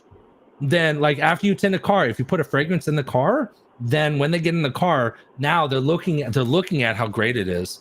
Oh my god, for only this much I got this. And then they're smelling, and then they're seeing the aftercare instructions, and they're experiencing you and how to close out and taking cash and then leaving the shop. If you can activate more senses, you're more memorable. And then when you're more memorable, the more services come back to you. It's all about being memorable. That's it. Oh, hold on. Let me try to get a fucking. I don't know if I can do it. Who's in here? All right, here we go. Who's in here? I think I still have a bag that hasn't been opened yet, so I can put one up for you guys. Don't worry. Oh no! Tell me. You know what? I got you. Randomly pick someone. I'll give them an applicator and a 16-ounce jar. That's a 5-year supply for a single installer. Randomly pick someone. We don't pick randomly. We have a wheel. We spin that bitch. A wheel? Oh god, you guys, you're so fancy. I'm just like, the next person who fucking comments gets it. Like that's me. I'm basic as fuck. No, you want to do comments? We can do that. Like, you want to do a question like Jason does, like Jason Omaleski does? We can do that, man. Like, hey, here's a question. Who has the right answer will get it. You know, like that's always good too. I don't know. I'm fine with that. I want to win. Thomas Kang wants to win. Let's go. Okay. Let's go. What's a good question? I don't know a good question. I don't know. I'm the worst. You're the host. You figure it out. It can be something that you talked about. Yes, please, Karen and Joel. Look, man, now you start talking about this, everybody's jumping up on the comments. All of a sudden, it's gonna oh my god, it's gonna be hard to keep up. Hold on. Oh, this is gonna be bananas. Are you ready for this one? Amount off product. So text it to me. I'm not gonna do that. You ready? Is everyone ready? Everyone's gonna get a 20% discount, and no matter who shows up to the website, you're gonna get a 20% discount, and it's gonna be good for the next day. How about that one? Let's see here. Within the next 24 hours, anyone that puts a fucking order in for DSP will get 20% off. Hold on. Specific collections. Okay, it has to be dry shrink prep products and dash guard rope products, because that's what we hold on. That does not count for apparel, does not count for window tint pre-cut kits. It doesn't count for installation tools or training classes. Dash guard ropes and dry shrink prep products only. 20% discount automatically going to be put on all customers. No minimum requirements, and set an end date. And hold on. It's 9/28. We're going to do 9/30 tomorrow, which is the 2nd. Okay, so are you guys ready for this one? I've never done this, by the way. If you guys go to drystringprep.com right now for the next 24 hours, title can't be blank. What is the title? It is what the fuck? Hold on. Film Pros. That's it. Film Pros discount. All right. So now let me do. I want to make sure I'm doing this right, because if not, I'm gonna fuck myself. Automatic discount, so you don't even have to put a discount code in. The title is going to be Film Pros discount. Percentage is going to be 20% off. Specific collections are going to be dry shrink prep and dash guard ropes. All customers, no minimum requirements. It starts right now and it ends tomorrow at 9:30 p.m. Save discount. You guys can go right now. Anyone that goes right now for the next 24 hours gets 20% off. Awesome. No spin required. Anyone goes right now. I'm gonna know too. Is my phone? You know what my phone does every time I do a DSP sale? It goes cha-ching.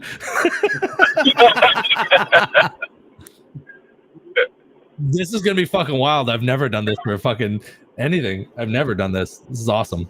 That's awesome. This is gonna be fun. We'll still do another giveaway with us. We'll do something with that on a. Is that what you guys do? Is that your thing? You guys give giveaways?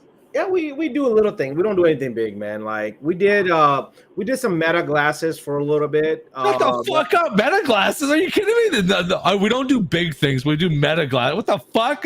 I thought you were like giving away a squeegee, bro. Like I told you before, my whole thing is I want this industry to fucking just be beneficial.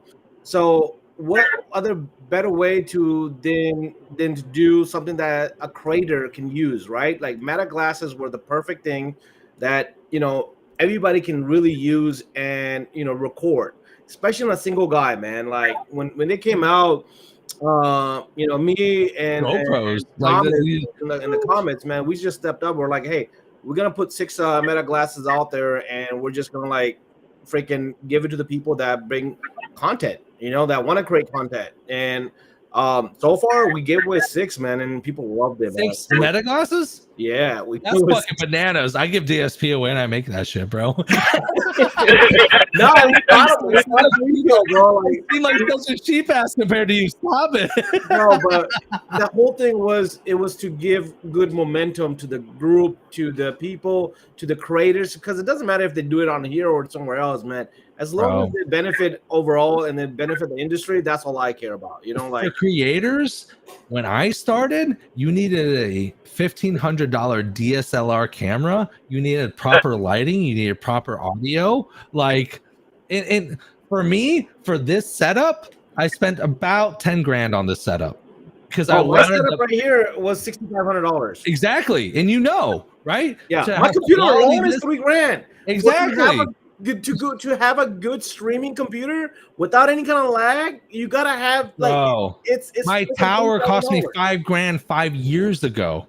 Bro. You know what I'm saying? It was I rivaled gaming channels like Tim the Tatman and all like top-notch gaming channels. My system was the same. Because all I wanted to do was provide a quality stream for window tinters, so that because I started off on my phone with fucking garage lights on Facebook Live. I started that shit fucking 8 years ago. You know what I mean? Right. There's still videos out there for it. So like, it's not easy. It's not easy at all. And but you can provide that now with all the services. Yeah, I got a camera. I got a freaking expensive as mic. I bought it. So originally, so when I started doing this 2 years ago, I bought a streaming computer that was $1,900, right? And it was supposed to be $2,300. They had $400 off, so I bought it for $1,900. Had it for two weeks. That shit was still lagging, bro. I had to go to the best one they had for streaming at the time, which was this puppy at $3,200, normally at $3,900. So they had $700 off on it, free shipping. I was like, let's go. I've had this now for 2 years. This thing kicks ass. Oh my god! And I have the recording of all the lives. And here's the thing. That was what, 3,200? How much was it total? $3,200. $3,200. And that's just for CPU. Yeah, before the camera, before the mic, before the lights, before the fucking software, before learning how to fucking edit. And why? For what? Just for who? Just because you want to help people be better. And that's you're doing it. You're doing it. You're putting the financial investment in to be able to help people. No one else will do that. Mother Mary has to bring up the batteries. No one has to bring up the batteries. What happened to the batteries? Don't forget the batteries, Cash. You have batteries. Okay, so Patrick, we had a live. My keyboard starts fucking up right towards the giveaway, so I couldn't put the names in right. Mine's direct to power. I have a $300 charging cable because I don't have batteries in my DSLR. Like this camera right here that you guys are on, it's like a $2,000 camera. And that's when I got it when I first started. You can start now with Google glasses and a fucking $300 fucking GoPro and be tits. Like that's but that's the beautiful thing, right? Back in the day, 10 years ago, it was a lot of investment to be a creator. But now, for those of you, I'm telling you right now, for those of you who want to be creators and you think the market is fucking overpopulated and saturated, who gives a fuck? Don't worry about making money. Worry about the service and the content that you create. The following will come. And I know that because I don't have a big following. I have 40,000 people on YouTube, and I have 18,000 people in a private group. But with 60,000 people, there's a lot of fulfillment because you can reach people on a deep level that really can help. I'm not showing you a kitty video that's hanging from a wire, like hang in there. Like I'm showing you tangible shit that you can make a fucking living off of. And it's easy because it's fucking free. Just go to YouTube and fucking find it. You know what I mean? That's it. You know what I mean? And you can do that for someone else. And it doesn't matter. Even if you help one person. And that's the thing. If people get jumbled up with the following number. Oh, I have 100,000. I have 50,000. I have 30,000. I have 200,000. Close your eyes for a second. And think about 100 people in a room. That's fucking powerful. Now think about 1,000 people in the room. Holy fuck, I'm getting goosebumps, right? Think about 10,000 people. It doesn't matter how big your following is, because whether it's 1 people or 10,000 people, you're helping someone achieve something that you've achieved, and you are helping them by the knowledge that you give them. And that is the true joy of this entire thing. If you're looking to make $1 million and be successful off of creating content, get out of the fucking game. Because you're going to be miserable. I have a fucking editing, lights, audio, camera, computer. Like it's a fucking whole shit ton of things that you have to learn. For what? For 400 views? No one cares. But like when you touch someone, that's all that matters. I spent $5,000 on a mobile podcast setup because everyone was doing podcasts. I'm like, okay. I started it. No, I didn't start it, but I started in 08, not 08, about 8 years ago, excuse me. And now everyone was doing podcasts. So how can I change it? How can I make the game different, right? I bought an entire fucking mobile podcast system. I can literally be in a forest. I can be on the beach. I can be on a rooftop. It all goes off of batteries and GoPros and things of that nature, video and audio. It was amazing. I spent $5,000 on it. I was super excited.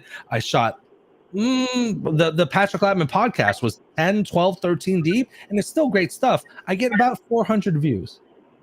That equates to about 4 cents per video. Like, there's not a lot of money involved in it, but there's a lot of good content involved in it. And if you have your heart invested in it, it'll come.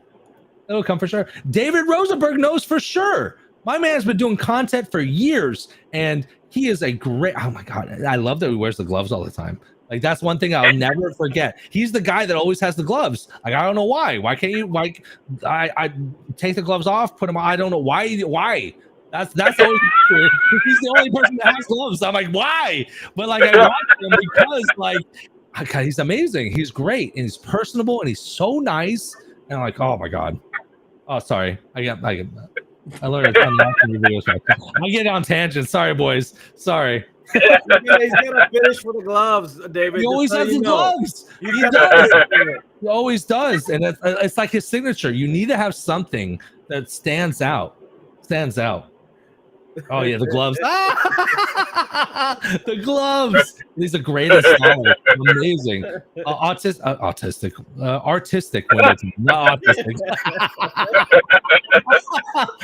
Artistic Windowton up there in, I think it's North California. They do he's fucking up phenomenal. in Yuba City. Where? Yuba City, California.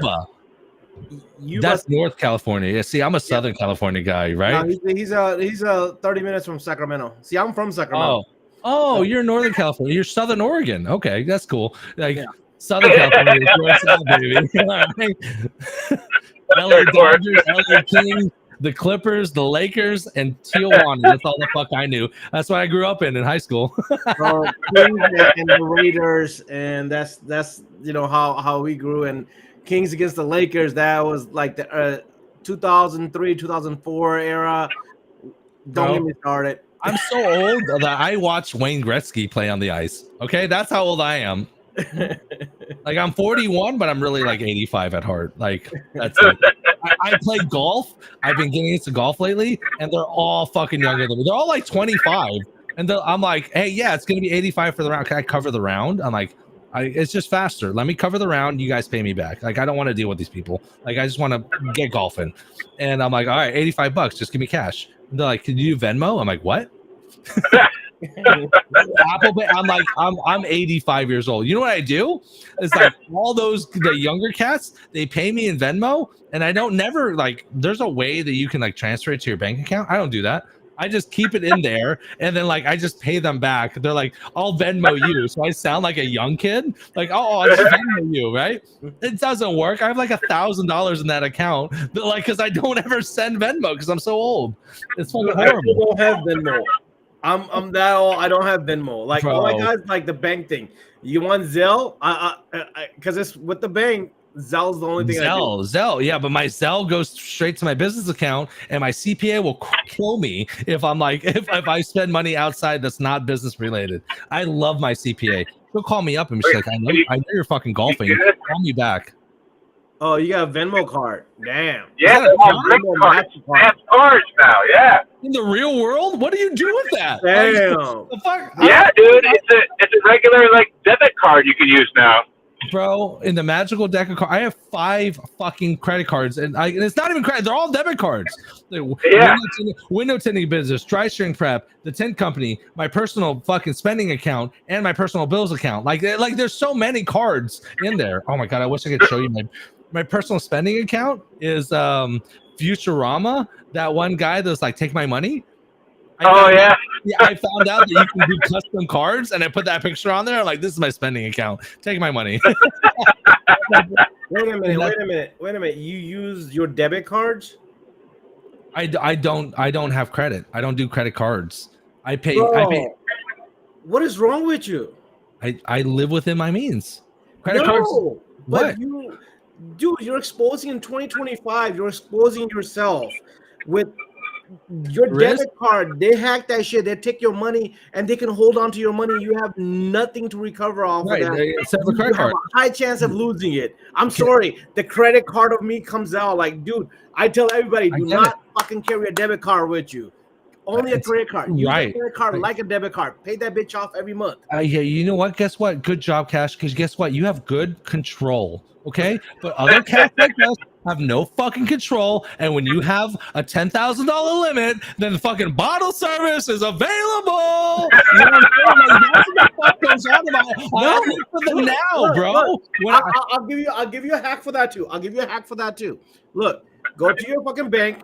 Open a secure credit card with a $100, a $500, and $1,000. That way you'll never max out. I mean, you can only max out to $1,000. But here's the thing: I roll with cash, and that's the problem. Cash, I roll with cash. You want to be baller right now? Walk up to a bunch of fucking 25-year-olds and pull out $400 in fucking cash, and you're like, Jesus fucking Christ! Like, these cats have never seen cash. They only work with digital. They don't even know what money is. It's fucking bananas. It is bananas. Like $400 makes me Jesus. It's the cheapest. Me anxiety with 5 debit cards in your wallet, man. You know what? I'll be very honest with you. There's enough money. Here's the trick, and I'm not. Okay, so it's a very fine line with being classy and being professional and not being, what's the word I'm looking for? Pretentious. Right? I don't want to look pretentious, and I don't want to look like an asshole, because I'm not. But unfortunately, my life pushes me that I look like an asshole. Okay? So I understand your concern with the credit cards. The problem is that like I have no willpower. That's why I don't do hard drugs. I don't do cocaine because I don't want to do it. I don't do it because I think I'll like it and I'll ruin my fucking life, right? So if I have credit cards with a $10,000 limit, I'll fucking spend it. But if I have debit cards and they get me for 200 or 500 or 1,000, it's a lot cheaper than 1,000, my friend, right? And I have the money to pay it off. I don't give a fuck. Make enough money where the big problems are not big problems. That's it. Put $5K in cash in your fucking pocket, because guess what? $5K will cover a lot of problems, and it's not a problem. Life just moves on. That's it. That's all it is. I got you. You do you, boo. Oh, you do you, boo boo. Credit king and debit king. That's what it is. It's like an Edward and fucking what was his name? Edward and what was that other guy from Twilight? Edward and Oh, I don't know. Jacob. I never saw Edward, this Team movie. Edward, Team Jacob. That was like Yeah. that was like 15 years that's ago. not Twilight. That was It was definitely Twilight because I know it because it's the only book series I've ever read in my life. Is that Twilight? No. Yes. Besides a financial book, a personal gain book, or like a retirement book, I can read through those like butter. But like regular books, like I can't read. Twilight series came out. Half the people I was talking to said it's the best book I ever read, and half the people I talked to were like, "That's horrible." So I wanted to make my own conclusion. So I read the Twilight book, and it's the only series of books I've ever read in my life. You're right. It is Twilight. I know it is. That was something different. I only talking truths. I don't bullshit. Look, I've been on Jacob's side, so I'm Team Wolf. Team Jacob is good, right? Because he's got the fire, he's got the passion. But the problem is, Team Edward, there's the love, right? Like, don't get me started on this. I know the whole series. I don't want to see Edward in the light, man. That trickling diamonds on his ass, dude. What the hell? Come on. Here's the thing about being genuine. Talk about the things that you do know about.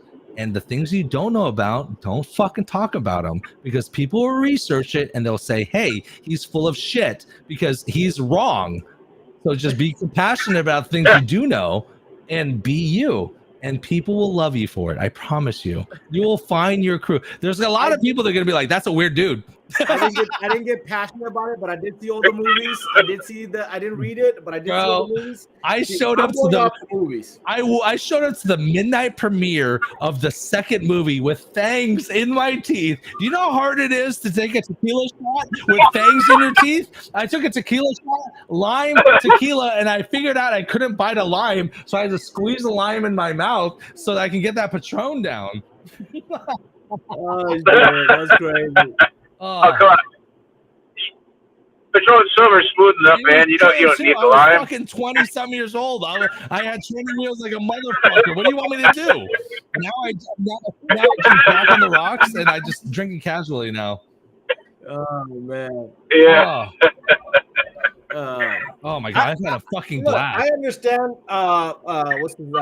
David? I understand Patrick's logic on like, hey, I don't have control. I don't want to do this. You want to sleep? Oh my god, who is that? That's Show me her. Say hi. Say hi to Patrick. Hello, sir. Oh, can he hear me? I love you. Oh, you don't have earphones then? No. Everyone can hear. How do you not get feedback? What? You don't have headphones in. No. So that means you have speakers on your computer. How did the speakers not reverberate out and into your mic? Because I have a good mic system and tweak it to where it works. Excuse me. I'm sorry. Is that new tech? God damn. You know the crazy thing is? I got $10,000 in the setup, and Ryan's in his car with a fucking iPhone. Look. I've got the expensive headphones. Patrick, I've got the expensive headphones. Oh. I've got the cheap headphones as well too. I've got 5 different type of headphones, but I finally figured out to go off the speaker where it doesn't bother my freaking ears because it's low enough so you can hear it, but not loud enough so it goes in the mic. Is that right? No, dude, you're literally the speaker that's off is 6 inches from the mic. Okay, we're getting into like tech nerd. Like we're out of window tinting, and now we're talking about fucking streaming. About the 5-year supply of DSP. Tints by Rico. Wow, that took me a second. Tints by Rico. You can get a 5-year supply. It's the 16-ounce refill jar. You're going to get 20% off of $144. That's a $28 savings. Hell yeah. There you go. There you go. That's a Labor Day special. That's Flint Pro special. Like I tell all my employees and people that are with me, I will give you as much as I have, but I can't give you what I don't have.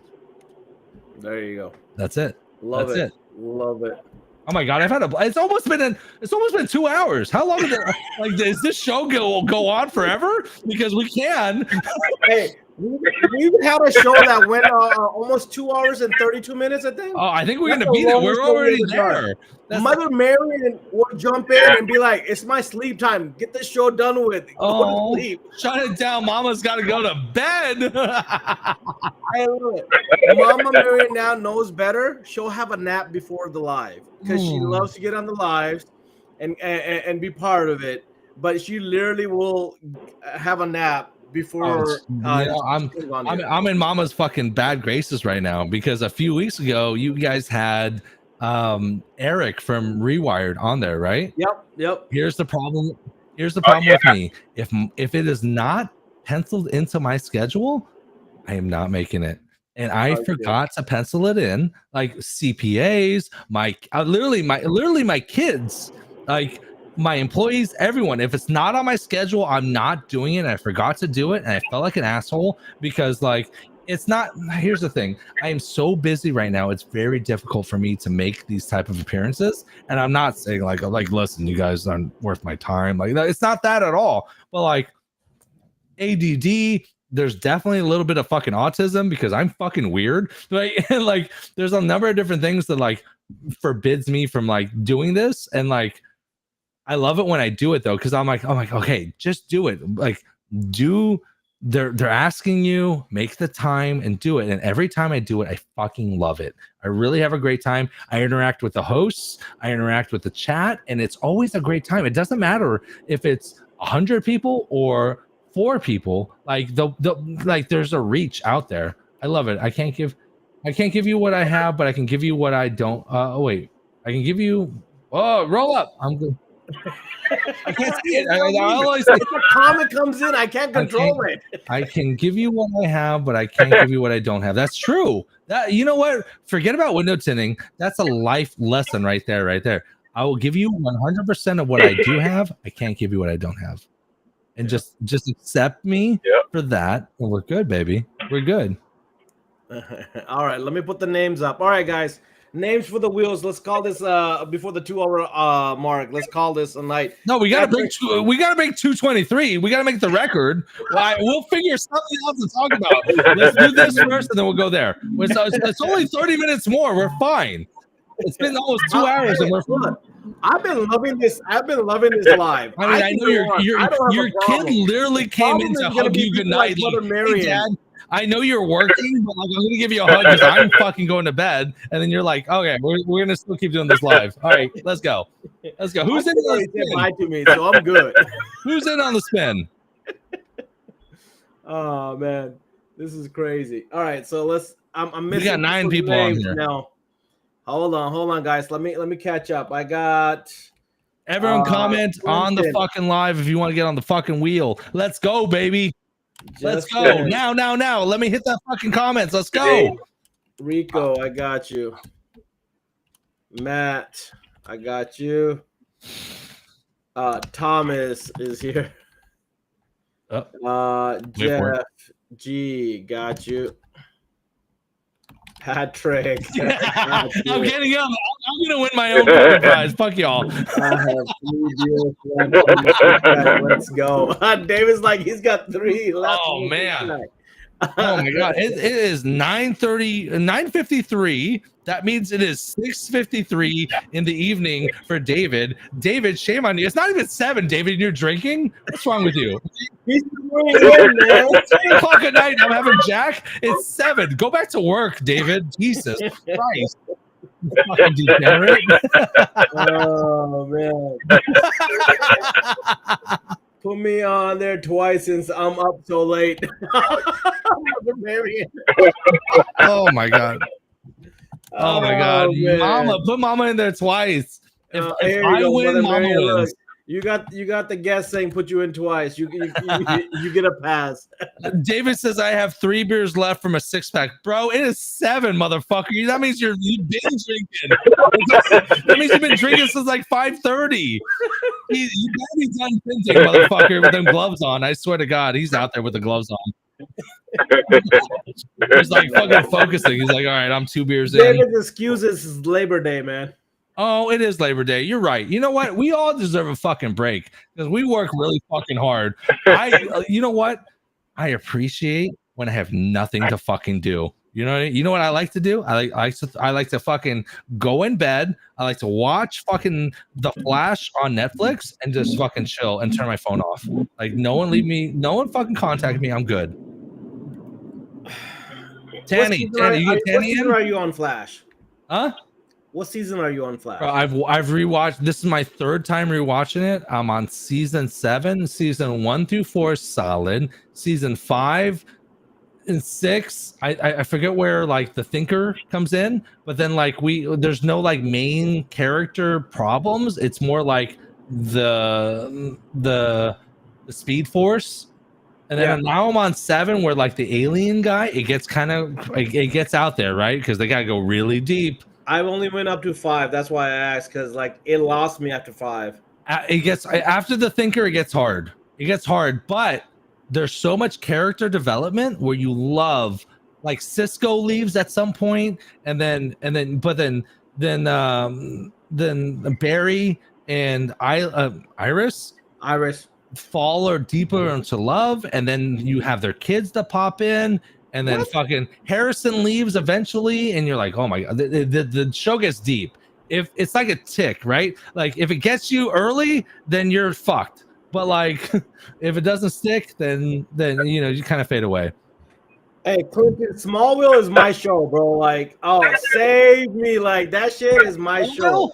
Bro, I've watched Smallville like multiple times. Here's the thing: on the small screen, DC fucking rocks. I am a Marvel big screen fanatic, but I love fucking Flash, and I hate that it's called the Arrowverse. What the fuck? It hit me so hard. I'm like, it should be called the fucking Flashverse. It should, right? Like, but like on the small screen, Smallville, oh my god, all of them, Legends and Supergirl. Legends lost me after first season, man. It gets out there. It gets out there, but you know what? If you're a kooky fella, you'll stay in it, and you're just not kooky enough. That's cool, baby. That's cool.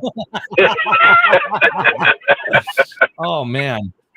The Arrow, look. You know what I start? My thing, all time favorite. Here's my shows. My show was Smallville. Okay. And it was Arrow and Flash. Ew. Okay, they were both together because like they crossed over a couple different times. Arrow is badass because he's very masculine. I get it. He's like you was like, city, and then he kills people. And then the Flash was like, I won't kill anyone, but I'm really fast. I get it. Yeah. I get you're a masculine man. That's like, okay. You have filled this city. Like to me, that line is fucking like it's solid, bro. That's because you're uber masculine, and that's okay. That's good for you. You know what I mean? Man. I'm a softer side, baby. I see the Flash, and I'm like, oh my god, I'll get the Flash on my calf. I swear to God, I will. I'll be faster too. That's why. That's why I tint better. I have the Ulfa right here, and that makes me tint better. I always have a knife on me. You have any weapons on you? I got a knife on me. You want that? You want some of this? That's what I tell people. Hey man, I just love having the custom knives with my names on there. And I take them out right there on my polos, and people are always like, "Oh, what is that?" I'm like, "Well, that's a custom." Oh my knife. god, what is his name that does the custom knives? What's his face? Redhead. Red Dot King. Roger, man. Oh, God, I do love him, and he is such a good energy. And what's the broad, the daughter? Roger's daughter? Huh? You're talking about Roger's daughter? Yeah. Megan. Megan. Keegan. They're like a team. I feel like. I remember I was there 3 years ago at the. You were in Athens, where it was. Yeah, Athens. Yeah, they really kicked off at Athens because I feel like they really he was walking around in SEMA grinding it, and I respect it. But I feel like when he went to Athens, like he really made a fucking name for himself. Like he stuck out, and he's so personable and he's so kind. Like we were at a rooftop bar, and I'm like, I don't have fucking parking here. And they were like, it was like 1945, like Germany. They were Nazis about fucking parking. And he gave me his room pass. He's like, just park in here. I'm like, what the fuck? And then I had beers with him. It was amazing. Patrick, I paid $400 for this knife. I love you. I love you because you support them. Red.king.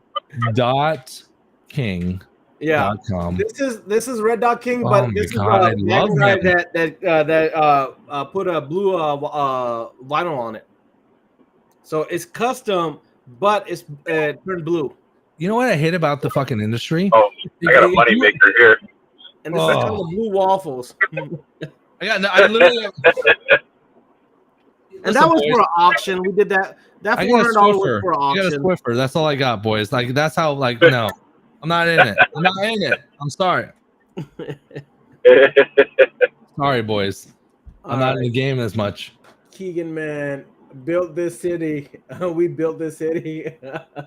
Deadpool. Justin is a Deadpool guy. Now, hey, I love Deadpool. Deadpool's badass. Deadpool's badass. Deadpool's fucking like that. That stuff is all hold time. on, hold on. But I'm old X-Men. Like for me, Wolverine kicks ass. Okay, like again, the masculine thing. I don't know, having a cigar and just being old school, man. Listen, by the way, like I'm trying to be totally professional, but I have totally like tiny little shorts. You always do. Like for the waist down, they're totally tiny shorts, but like waist up, I'm like professional. Okay, so Regal limited edition. I don't want to show it right here. Limited edition, fucking baby Deadpool with the fucking drink and the popcorn. The movie came out. I waited 5 months for this to come out. That's how rare this is. This is one of my prized possessions, and how much of a nerd I am. Look how cool that thing is. Baby Deadpool. Oh my god. How much of a nerd I am. Baby Deadpool in the corner. Hey, look, I tell that Ryan knows this. I am like all about the freaking cartoons over the real shit. Because somebody just put because you're a man, right? You can't see cartoons without thinking of like Disney, right? You got to be like all cool, but like I always to me it was like the old He-Man, the X-Men, like all the old classic cartoons, man. Like right. I grew up on that shit. Watched it X-Men, bro, like the old Wolverine and the actual X-Men, like the 90s version. Or the Batman, like, dude, I watched all Batman. Like, to me, Batman is badass. Like, if I'm cartoon Batman, huh? Cartoon Batman or cartoon Batman? See, I could never get into it, bro. Nah, man. I tried. I'm a grown man. Like when I watched cartoons, it was Disney. It was the real Chippendales. It was the real like Duckling Duck, like shit like that. So like when I think cartoons, I think of children. But no, bro, like I will still put on the old, like my wife laughs at me because she thinks like I'm a kid. Because I will put on the Simpsons, I will put on the Family Guy, I will put on the actual cartoons over the real life because I think they just take the story to the next level, man. In real life, you can't do some of the things. There's only so much you can do. I mean, the Simpsons predicted the future countless times. Anytime I see a stupid vehicle, all I think about is the Simpsons, the Wagoneer. Like when Marge had the SUV and she would just drive all over. Like I don't know if you ever seen that episode. You know what I heard? I heard that the Simpsons killed off Marge. Really? After 30-something years, they killed Marge off. No, look into it. Oh yeah. Oh, it's a fucking game changer, bro. What the fuck? For 35 years, these kids are the same age. Like, the mom guys, like they've changed with times, but they stay the same age. Bro, it's a whole game changer. How many people should have died or would have died? There was a guy that literally tried to kill him and died himself because he was like, how the fuck do you stay alive? Like you go through all this crazy stuff. The Simpsons have projected the future on a number of occasions. They projected that Trump would win.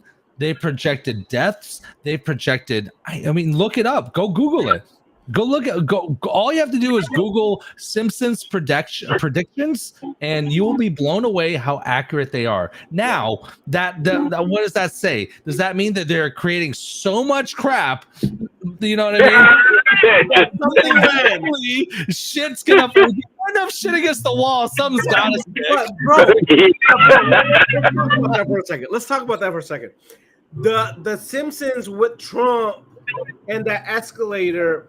And the people that are there, iconic. It's almost perfect. Dude, like, how do you get those people? Similarity are like 98% there.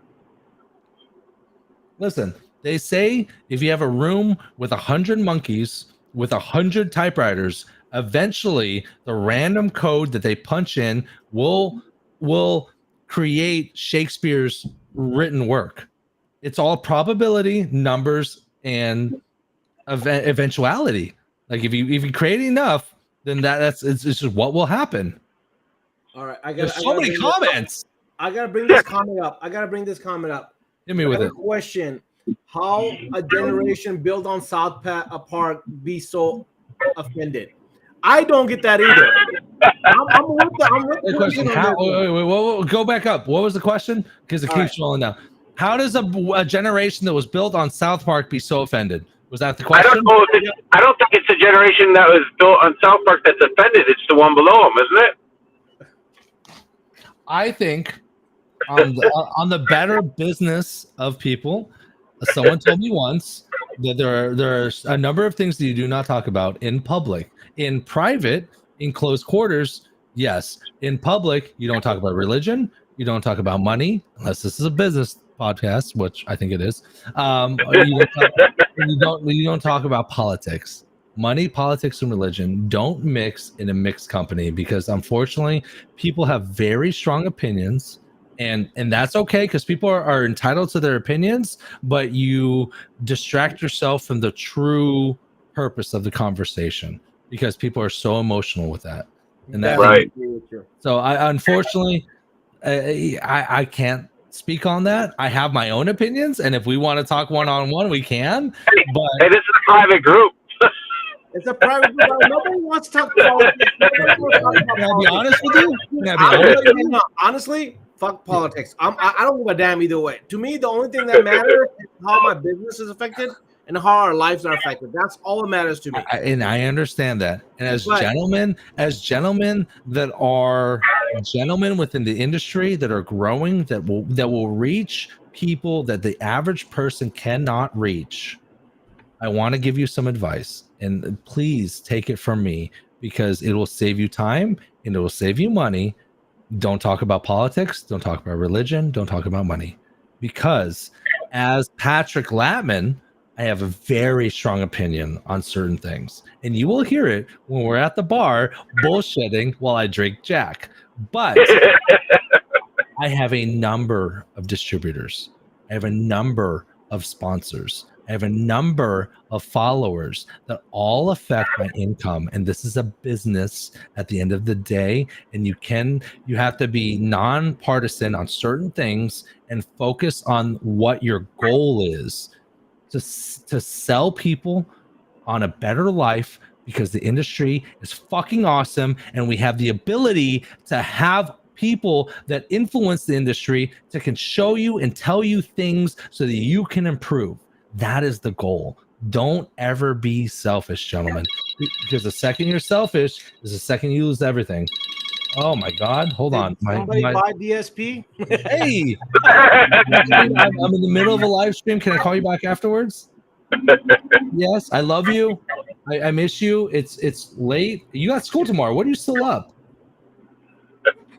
Okay, I'm in the middle of a fucking live stream. And we're talking. Okay, I'm sorry. It's very relaxed group. Okay, we can curse. Anyways, sorry. Yeah, son, we don't curse. We don't curse. You're right. Can I call you back? I love you. Goodbye. Goodbye. Jesus fucking Christ. Sorry. Patrick, it's good. You can take the call. No, I can't. People's time is precious. I can't take my time right now is dedicated to you guys, and that's what I give. Hey. Look, Mother Marion says she has an idea. Let's stay on until the Powerball drawing. On Tuesday? Oh my God! You know what? I actually bought tickets in the States as I was coming down too. Oh, that's so cute. Okay. Listen, I had a feeling that the Powerball was not going to hit on Saturday. I had a buttload of cash, and I did not buy Powerball tickets because I'm like, you know what? I'm tired. It's not feeling it. It's not me. It's not in my fucking universe right now. And you know what? No one won. And I have a gas station 2 miles away, and I think I'm going to fucking win. And when I win, it is going to be fucking ridiculous, gentlemen. Like, DSP will be basically free. And you know what I mean? And we're gonna get, everyone charges for, I'm going to get free training. I'm going to get free events. Like, everyone will show up. I don't give a fuck? Like when I win $1 billion, I'm like, okay, everyone gets to learn. Yeah, no kidding, right? Oh, Hey, Ryan David says you're next. Your kid needs to show up next because oh, my kid showed up. Now Patrick kid just told him not to curse. boys. The only reason why I work so hard is because my boys does not require a lot of medical treatment and personal treatment. Like one of the things, and I'll be very real with you guys, one of the things that I worry about is that my youngest son will live 20 to 30 years longer than me, and I need to provide enough money so that he can survive, because he needs, like, my youngest son is, my oldest son I think will live like me. I'm a little out there, but I can put things together and I can live a life, right? But my youngest son, he's nonverbal. He needs 24-hour support, and he will live with me until the day I die. The problem is he will outlive me by 20 years. And the whole reason, and like, just to be honest and real with you guys, everything for this, all this, the window tinting companies, DSP, the online support, anytime I make dollars and money, so that I can pay for my youngest and my oldest son to live past I die. That's it. I need to pay them for the next 30 years after I die, so that I know that I've done my due diligence as a father, so support them and provide for them, and that's all. That's all that matters. If my boys, God forbid, something happened to them, you would never see me again. I wouldn't care. There wouldn't be a world worth living. And you know, you need to have those anchors, because those anchors drive you to be a better person, be a good person, and provide for people. And when you do that and you care for other people, you succeed. I promise you. I promise you. No matter what your faults are, you know, everyone has devils in the closet. You know what I mean? Everyone can look back at things that they've never done really well, but you can surpass that with grind and hard work. Ryan is hiding his kids. There's a chance my kids could pop up. I just pulled in my driveway. I was just in South Carolina when we started this. Now I just put in my driveway. Clinton says, truth there, Patrick. Do it for your kids. Your kids are your future. Do it for them 100%. And you know what? It doesn't matter what you're. Oh, there she is. Oh, hi, baby. It's Uncle Patrick, baby. Welcome. Hi, baby. Welcome to the show. When you have people that is your anchor, you need to find your anchor, because when you find your anchor, then you find your reason, you find your meaning. As a man living in today's age, if you don't have a purpose and you don't have a meaning in life, then what are you doing? Right? Life seems like kind of pointless, right? And that's what you need to do. And I found that passion in window tinting. And I dove deep, and I figured out a way and grinded a way to have success. And then all I want to do is help other people find success. That will come. That will come through me, and that will come through other groups like you guys, you know, posting this information and letting people know that they can do that too, and they have access to people.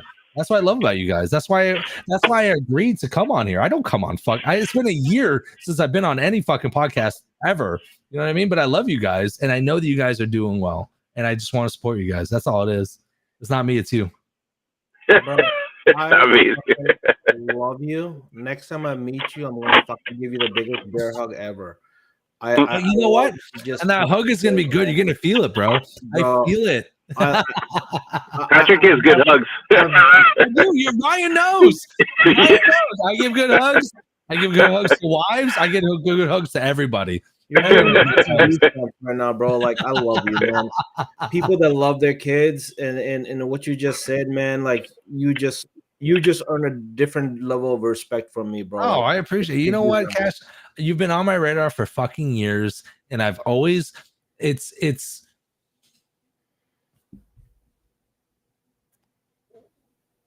you do certain things in your life, and it boosts your head and it boosts your ego. Oh, I made $100,000 this year. I made $200,000. I made $300,000. But you meet certain people in your life that you're like, what can I do to earn this man's respect? But you can't fold and just be a chameleon. right? You have to be you, and the people that are right for you in your community will see the genuineness of your heart and your drive and your motivation, and they'll naturally come to you. And that's a fact. Control is an illusion. You can't control everything, and when you try to control everything, that's when your life comes out of control. Let go. Do what you can. And it's like perfection. Like I said, perfect is not being perfect. It's minimizing your flaws. And that's it. That's all you can do as a human being. And you push forward and you believe in what you believe, and good things will come. Don't worry about yourself. The universe will take care of you. Worry about others and worry about helping others. And it's a better karma in life, and the world is a better place. Love him, bro. Love you, Patrick bro. for public speaker. Patrick for president, man. You got my vote. Oh man, you got my vote, 100%. I got a little bit of Jack in me. I smoked a little bit before. I do that off camera just for branding purposes and anything like that. But like, I feel you guys. You know what I mean? It's a good conversation, and it's been a fucking great time. No, bro, this has been awesome. Like, you almost had me crying. But you know what? If you feel it, do it. You know what? I cry during The Notebook because there's some passionate times in there, and I'm a lonely motherfucker right now. No, I don't cry in front of people. I cry like I cry afterwards. Okay, like I man up. Did you have a strong dad? A father that wouldn't allow you to cry? Was that what happened? My mother won't let me cry. Your mother or your father? No, man. It's the like problem with the younger generation, the older generations, is you're a man. Don't cry. That's it. That was it. Like for your family. Yeah, that was it, bro. Like, you don't cry in front. Like, I would go into the damn bathroom and cry, bro. Like, I fucking cry, but I fucking cry. Here's the problem: as a man, you cannot show weakness because men are the strength of the family. Yep. And you cannot do that. And Joe Rogan said it best: lonely solitude, where men bear the burden of life, family, kids, financial stability, and everything else like that. And we have to do it with a strong chin and a chin up, because we are the head of the family. And if the head falls, then the rest will go, right? So you have to be strong for your family, but it's okay to cry. It's okay to be vulnerable for the people that care about you and the people that are close to you. That shows that you do care. You know what I mean? And that's okay. And it's so ingrained in some people that they can't. Like, The Notebook makes me cry, right? I look like I live a good life, right? I mean, let's throw everything on the table, right? My tint company is going to do $500,000 this year. DSP is going to do twice as much as it did before. I'm barely going to pay my bills. I have some extra cash to go out, play golf, have a good time. I have a little bit extra money. Don't get me wrong. I'm not like scrounging, right? I can pay my groceries. I can pay my bills. There's a little bit of money extra, but this is 5 years that I've worked on this to get to this point, and it's hard work. And I have personal issues. My longtime partner for 13 years, she left me almost 2 years ago. My life was in shambles. I was the breadwinner. All I did was work on business and bring the money in. And now she left, and now half the time I have to take care of my 2 autistic kids and do it without anyone else, and make sure that my kids can get what they need and are provided for. And it was a fucking clusterfuck. On top of that, my workload, I can only do 50%. Imagine your 100% of work you can do, right? Now you have to provide for your family, but cut that in half. That's only the time you have, because you have your kids now. Like, I've gone through hell and back. And I'm probably the quintessential, like, person that, like, if they should have fucking quit, they should have quit a long time ago.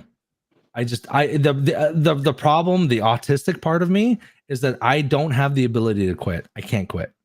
So if you get rid of the option to quit, then success is not a question of yes or no. It's only a matter of time. and it will come. It will come.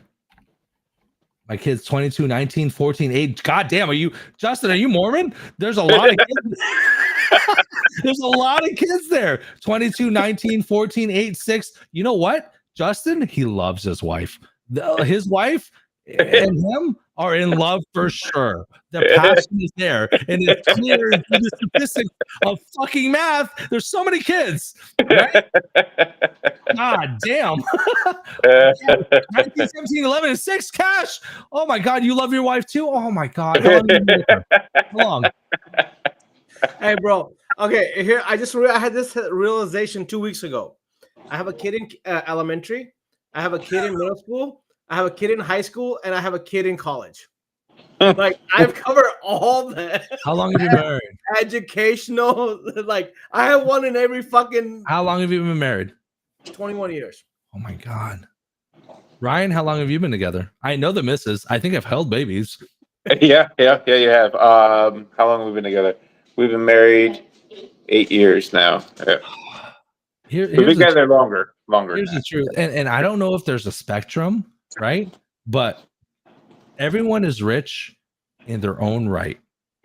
So couples that have been together for generations, literally decades, and have a multitude of kids is just as rich as a guy that has no kids, that has only supported his business to succeed, right? You have 5 kids, 4 kids, 3 kids, 8-year marriage, 21-year marriage. You're as just successful and just as wealthy as the guy that makes $1 million a year, because that is beautiful. Because trust me, from a guy who is alone at 41 years old, who has nothing but his businesses and his kids to support, I would trade all that and every dollar that I have for a woman that loves me, that is faithful to me, that supports me, and we are a team, and that we are happy in loving marriage and a great family. You guys, I am more jealous of you than you could ever understand. You know, you guys are amazing. You guys are my motivation.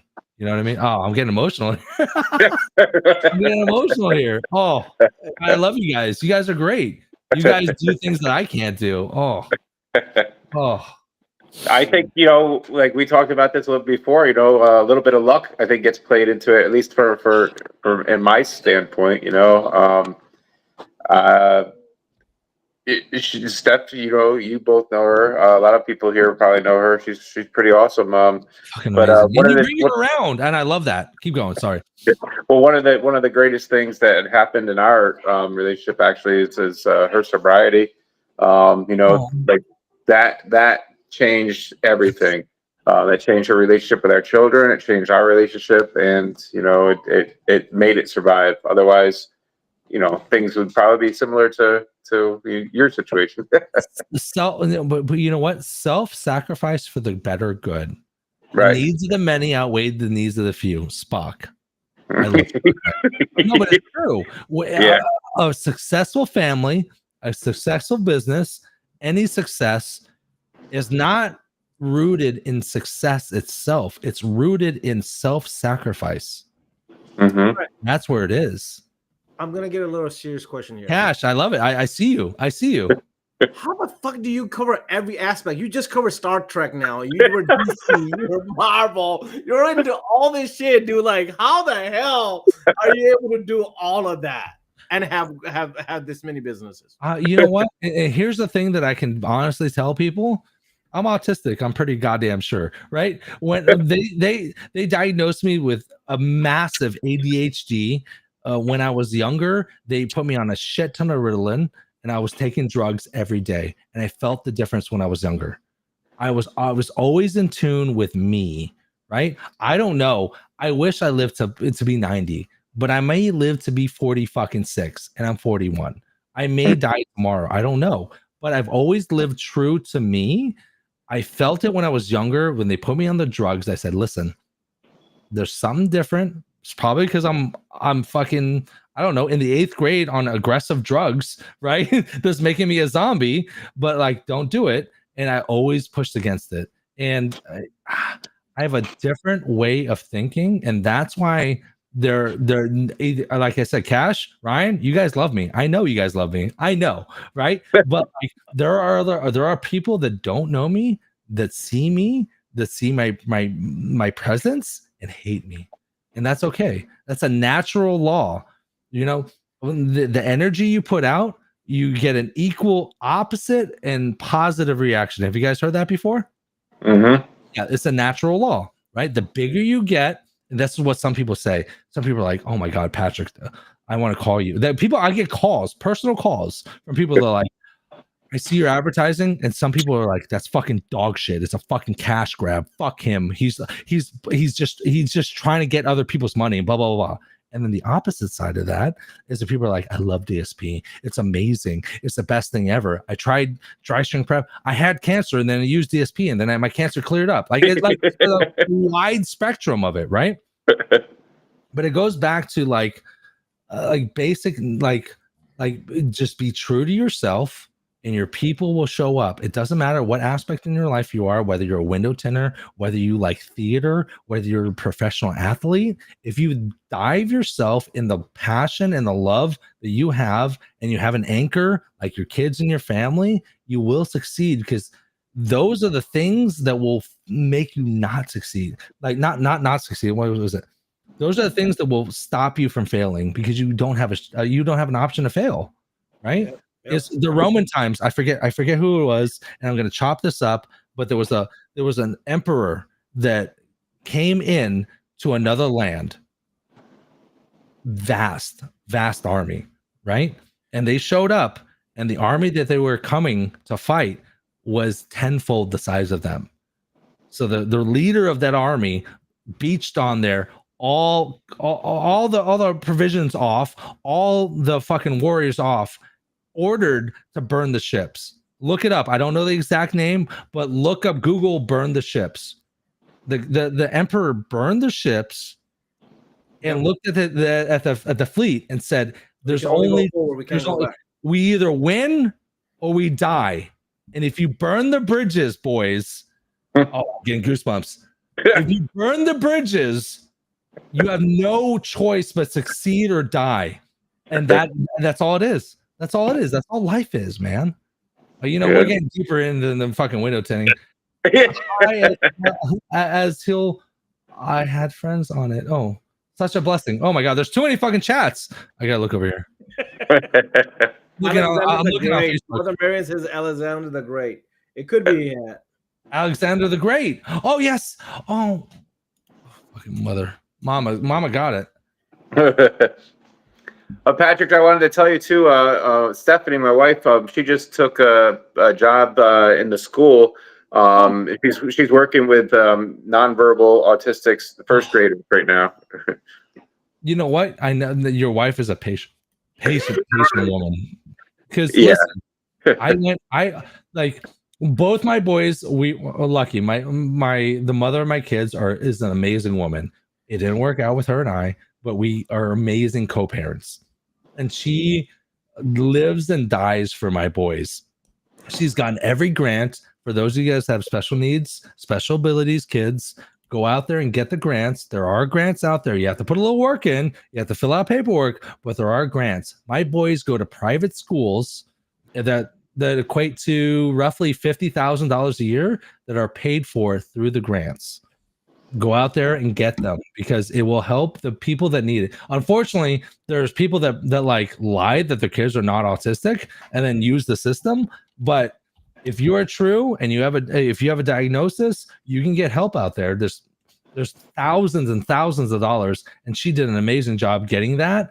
And oh my God, like your wife being able to, I went on a field trip, and my kids' schools, like they encourage all the parents to go to the field trips, because it's not like a bunch of public schools where they're like, hey, they have their own personalities and they can fend for themselves and they'll figure it the fuck out. Like autistic kids that like need one-on-one parenting, like there's like 85 of them. And I went on a fucking field trip with them. And one of these kids, this autistic kid looks at me. He goes, he said some outlandish, out pocket shit And he was like out of the blue, and it was a joke, but I didn't get it. So I'm like, I just moved on. And then he looked at me and he goes, Ethan Latman's son, father, I just told you a joke. I said, yeah. And he goes, you didn't laugh. And then, like, there's fucking so many people around us, and he's calling me out. It was fucking bananas. I laughed, and I'm like, oh my God, like these kids are such great hearted. It's oh my God. Sorry. I get deep into this. Sorry, boys. No, man, that's beautiful. I mean, Stephanie is the people that almost everybody in the industry kind of knows Stephanie because she's been to a lot of events, and then same thing with Ryan's kids. I mean, that's how I got to know him as well, and now we work together and stuff, and we got to spend the summer. So his son and I have a game. He likes to squeeze my cheeks, and I like to squeeze his cheeks. Oh. Only thing is, my cheeks are the back ones. His is the front ones. Oh my God! Is that Ryan or Ryan's kids? I lost it on that conversation. I hope it's Ryan. Now, if it was Ryan, I think Stephanie will definitely be jealous. But it's his son. It's Jax. Funny story. I have a tendency of stealing babies. And let me preface this. So, like, Boss Haas came there, and his twins were very young. Oh yeah, and one of the twins, like, I grabbed her up. She was fussy. I'm like, let daddy take care of her. I got her. Don't worry. I've had kids for years at that point. And one of the twins falls asleep on my shoulder. And I'm doing demos with the baby passed out on my shoulder. That's crazy. Fast forward to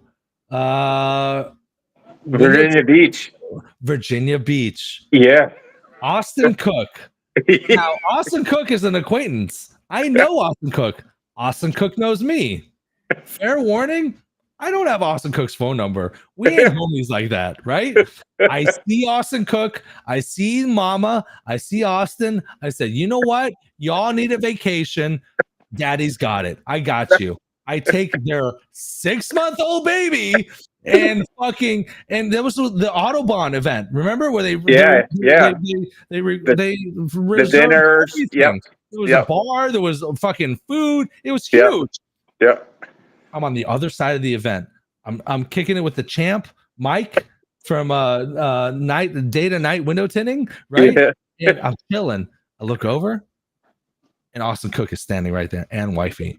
Like, what the fuck are they doing? This is weird. Why are they following me? And then I realized, like, this isn't my baby, and I don't have Austin Cook's phone number in my phone, and I'm just a random window tinter that stole their baby, like 6-month-old baby, and then the next tint off. This was bananas. It was Solar Guard dinner. All the Solar Guard dealers there, and we were at Kobe.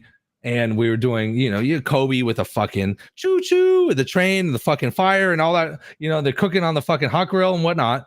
And, Kobe. And we're singing happy birthday to the film rep that was there, Mike. And we always say it's Mike's birthday so that they embarrass him because he gets embarrassed. And we're singing happy birthday. And I look over and there was a family there with a grandfather and a baby that I didn't know. And then I just put my hands out and the baby put its hands out and the grandfather gave me the baby. And I don't know the baby. I don't know the fucking parents. I don't know anyone. And then as the birthday song is going on, I'm singing happy birthday with a baby on my shoulder. And then I give the baby back. So I have a tendency of fucking stealing babies, apparently. But I give them back and hold. They're fine. So at the next event, if there's a baby missing, we just gotta find you. I don't know what it is. Daddy really takes care of the babies. I'm telling you. Mommy's tired. Daddy's tired. Y'all need a break. That's cool. I got 18 minutes. We're good. I'll take care of that baby. That baby will be asleep by the time I give you back to him. Hey man, look, I don't know if you know Richard Jackson. He's had a kid, Jetson. Oh my God, this kid is so cute. They actually stayed with the Ryan and his family, but that kid and me, we do fist bump, and he does it with everybody, like all the tinters. But I love holding that kid. I mean, I'm not quite like you. Like, I love kids, I love babies because I become a kid with kids. Because to me, it's like, dude, I dumb it down. Like I'm like with his son Dax. I mean, we'll be business. All of a sudden, he'll come in, he'll squeeze my cheeks, and I'll be chasing him in the shop. And then all of a sudden, I'll be business back again, and I'll be a kid back again. It's like, my wife says, and I'm great with my nephews and all sides just because of that, because I love kids. But Jetson, man, he's like just like what you just explained. He was at the last reunion, and everybody saw him and got to get to know him. That kid is literally growing up with a squeegee in his hand, and he's got a whole bunch of uncles and aunts, and that's literally what Ryan, his family came in when WFR in Athens happened, the one you were at. Yeah. His mother was like, all the kids are walking around, and even David's here. Liz had a booth right next to the jumping the little slides and stuff. So we made Liz in charge of the kids automatically, Well, and she's she just just a mother figure, I feel like. she just fell in love with it, and she did a great job. I mean, she was handing out stickers. She was just like, but going back to Ryan's point of view, when his mom was there, and she's like, "You're just letting all the kids are out here," because he's like, "Dude, I don't have to worry about it because all these are to worry about it. These are people's. This is family, it's extended family. Like the cousins were this, were that. You know what it is, and that's just a showing how old you're getting, and that's the reality. You know, when you're younger, when you're 15, when you're 20, you're like, you got the world by the balls. You get older, you have kids, you have a mortgage, you have car payments, you have things like that. And then what's really gonna blow your mind when you see that kid have a fucking squeegee in his hand and a fucking Olfa cutting fucking film, and you're like, I knew that kid when he was in fucking diapers. That's how you know you're getting old, bro. Yeah. Oh, but it's the beauty of it, right? Because you are, as long as you're involved, you're part of the legacy of the industry, and that's it. Yep. That's it. That's all that matters. At the end of the day, people can make a shit ton of money. People can make no money. People can lose their fucking ass. But if they're involved in the family, in the industry that we are, at the level that you and I got, all of us are, it's weird. It's weird because the purpose for people to show up is to buy film from this manufacturer or buy tools from this manufacturer or maybe experience it. But when you get deep in it, you're like, this is a family. Like, real shit fucking happens. So-and-so's fucking family dies. So-and-so's fucking business is going down. Someone had a fucking heart attack. But they've been in the game for 20 years, and you're like, oh no, we need like that's a family. That's a closer family than I ever had. And that's what I love about this industry. It's rough. Don't get me wrong. There's a lot of people that I'm like, what the fuck? But like at the end of the day, we're there together for the same purpose, right? To better ourselves and to help others achieve the success that we have achieved. I've shoot myself in the foot, and I still can't learn not to say this, but I say this all the time on the lives. A lot of the people that you think are assholes online are some of the best motherfuckers that you'll meet. Oh my God. Yes. So, I knew and I didn't realize that until I went to the first event, and I've made some great friends and great people that know that, like on the keyboards when I was like, always on the like new to the forums or new to the thing, and you're like, I remember comments, and then you learn to meet these guys in person, and you're like, dude, that's a totally different person. It's just the way they kind of talk or act. It's like a little bit different, but really they may look scary and they may look mean, but they're actually a fucking biggest teddy bear out there that has the biggest heart. One thing with these tinners, they are crazy. A lot of them have ADHD. I mean, a lot of them got the same problem. Yeah, we all think the same way. We all love the shit for the same reason, and that's why we have so much fun when we're together. I mean, we have Chattanooga lights going on. We had the fucking shampoo in the damn outside. Like, there's crazy stuff that we've done. The damn karaoke nights. It's because so many of us are, at the end of the day, you may have all the tattoos, you may have the beards, you may be looking all crazy, but at the end of the day, tinters have the fucking best hearts. I kid you not. 9 out of 10 tinters.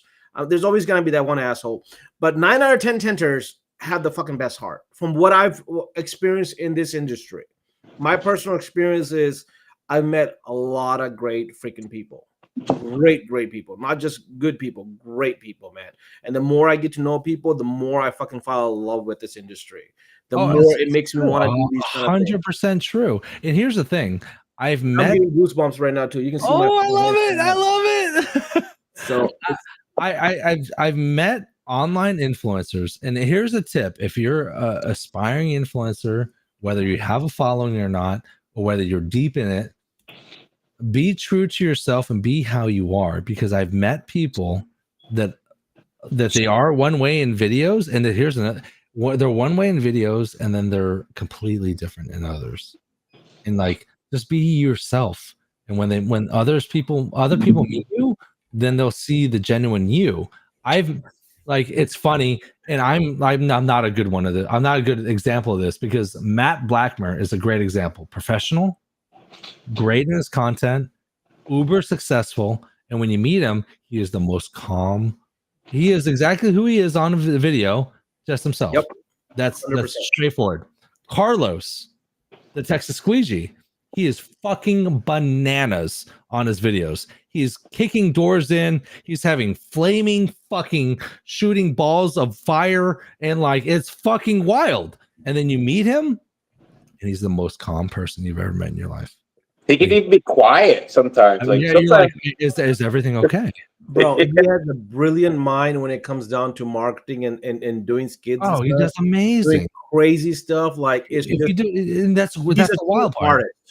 If you meet me, if you watch my videos, I'm like, hey, Patrick Latman here with Window Tinting Business. Today, we're gonna go ahead and show you how to take apart this Lexus EX350 with the tweeters, so I can show you guys how to do this right? Because you have to take these doors off, and you have to do this, and like, it's so professional. And you meet me, and my shirt is off, and I am fucking grinding mama on the goddamn dance floor, and it's fucking wild, right?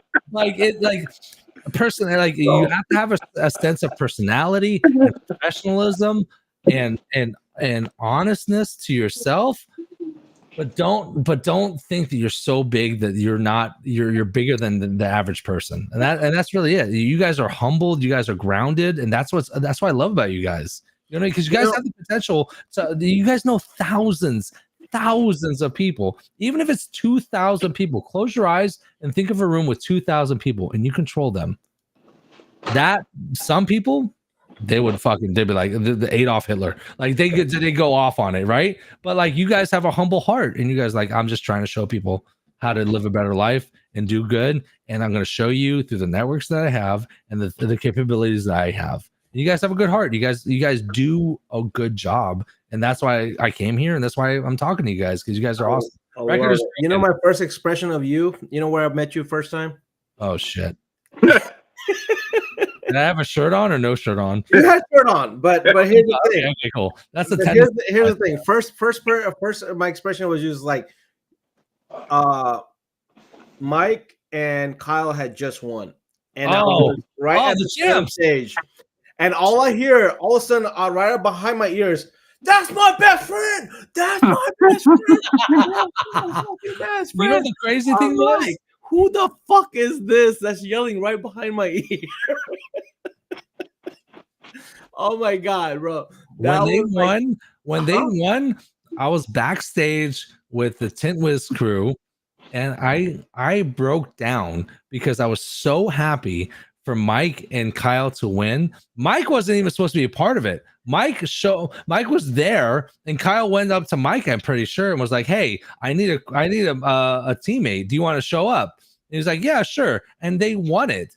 And the champs, just let you know, every window tinter that wins a championship, whether it's the tint off, whether it's tinter battles, whether it's family reunion, every window tinter from the automotive division that wins a championship gets a lifetime supply of DSP. Did you know that? Did not know that. Oh yeah. They get special codes. They don't pay for shipping. They don't pay for fucking anything. They can get $5,000 worth of equipment, and they get paid. They pay nothing. Thank God they don't do it. That's awesome. We did break the record, Mother Marion. Yes, I got that. You did it. Way past that record. Okay, we're about to Mama's still up. Mama, I love you. Thank you. Listen, Mama, this is to you, not everyone else. Focus off here. Thank you so much for staying up with us. I love you. I cannot wait to share our dance. I love you. I can't wait to see you. And you look amazing. All right. Anybody else needs to be on the wheel? We're gonna spin it. We're gonna give you a special prize. And I've got a bag of DSP. I'll send a bag filled with it. So I got you guys on that. Whatever it is, I'll put a bag with the DSP. Patrick, I still have the signed package from Chattanooga, the one I won on the auction that you signed. No. Ryan is still there. The fact that you bought it for just to put it on the shelf, that's why I gave you another one. I know, I was about to say that. Put it on the shelf, sign it, leave it. I'll get you another one, baby. That's the hard part about our industry is that, like, if you're a doctor, you can Google and eBay a fucking stethoscope from like 1802, and you're like, wow. You know what I do? I try to find a fucking bottle from Johnson & Johnson before like 2010, like before they changed the formula and before they changed the bottle and the whole thing. Like, that's like, there's nothing relic about our industry, and that's the hard part, because we're still a baby industry, and we are the pioneers that are making it worthwhile. We are the, you know what we could have been? We could have been butchers. How many fucking butchers do you know? None, right? I know a couple. The people, okay, yeah, because you live in a small town, Ryan. Stop. Yeah. Anyways, like, there's like butchers don't exist anymore because no one taught the trade. But we taught the trade. We showed people how to do this. We showed people how to gain success, and it's the best for the industry. And you know, in some cases, it hurts us personally, right? Because we're teaching our competition. But at the end of the day, you just gotta be better. That's it. The best will win. And I'm still trying to figure out a way that while you have 2-3 of the best people in a market, how can they work together so that all three of them can succeed without cutting each other out? That is a hard. That would be wonderful. That is. Can we? Because you're hard, right? Because you can't. Let's get 5 heads of the major companies in the area and have a meeting and say, hey, let's not get below this, right? Because everyone chases to the bottom and chases to zero, and let's agree to be above a certain point so we all can succeed. And you know what? You can't do that. It's against the law, right? It's against Fair Trade Act and other things. So how do you do it where the market is big enough where everyone can succeed? And how do you work with your competitors so that everyone wins? That is the question. That is the true question I've been asking myself for over a decade.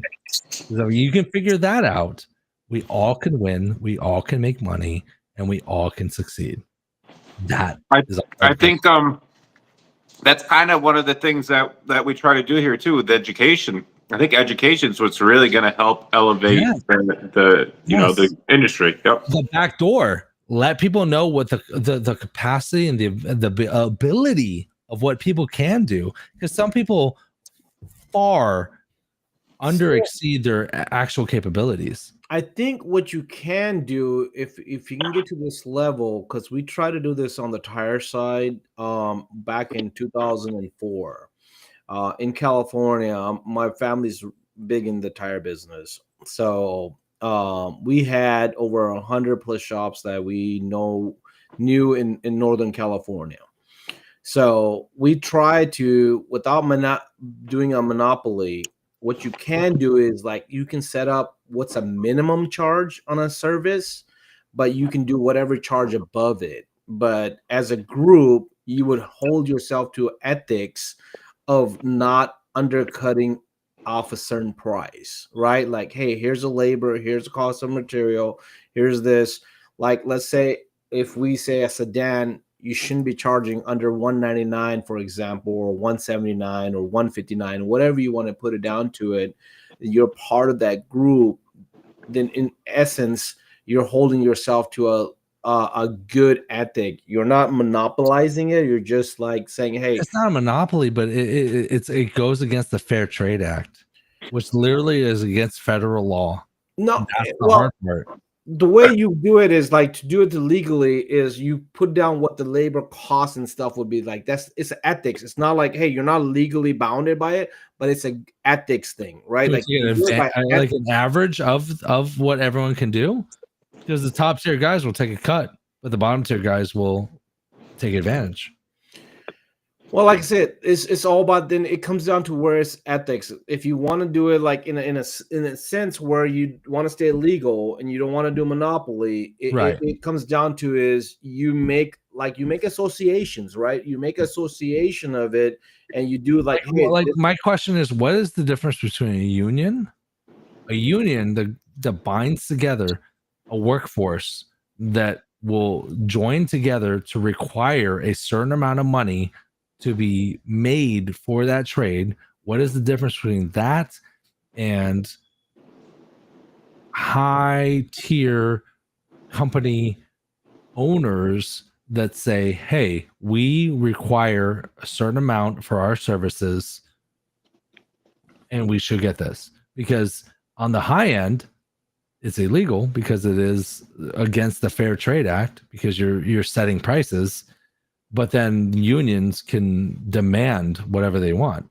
Like, I'm not trying to get into like political thing, but like that's where it gets great for me. That's where like I really got to get into the think tank and like how do we maneuver this so that everyone wins? I mean, that's true. That it is very Hard tricky. question.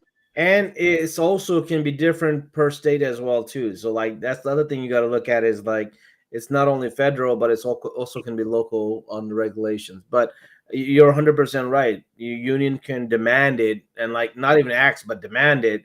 Demand. Like, God forbid owners say, hey, can we make sure that we're above a certain dollar amount because we need to make our businesses survive?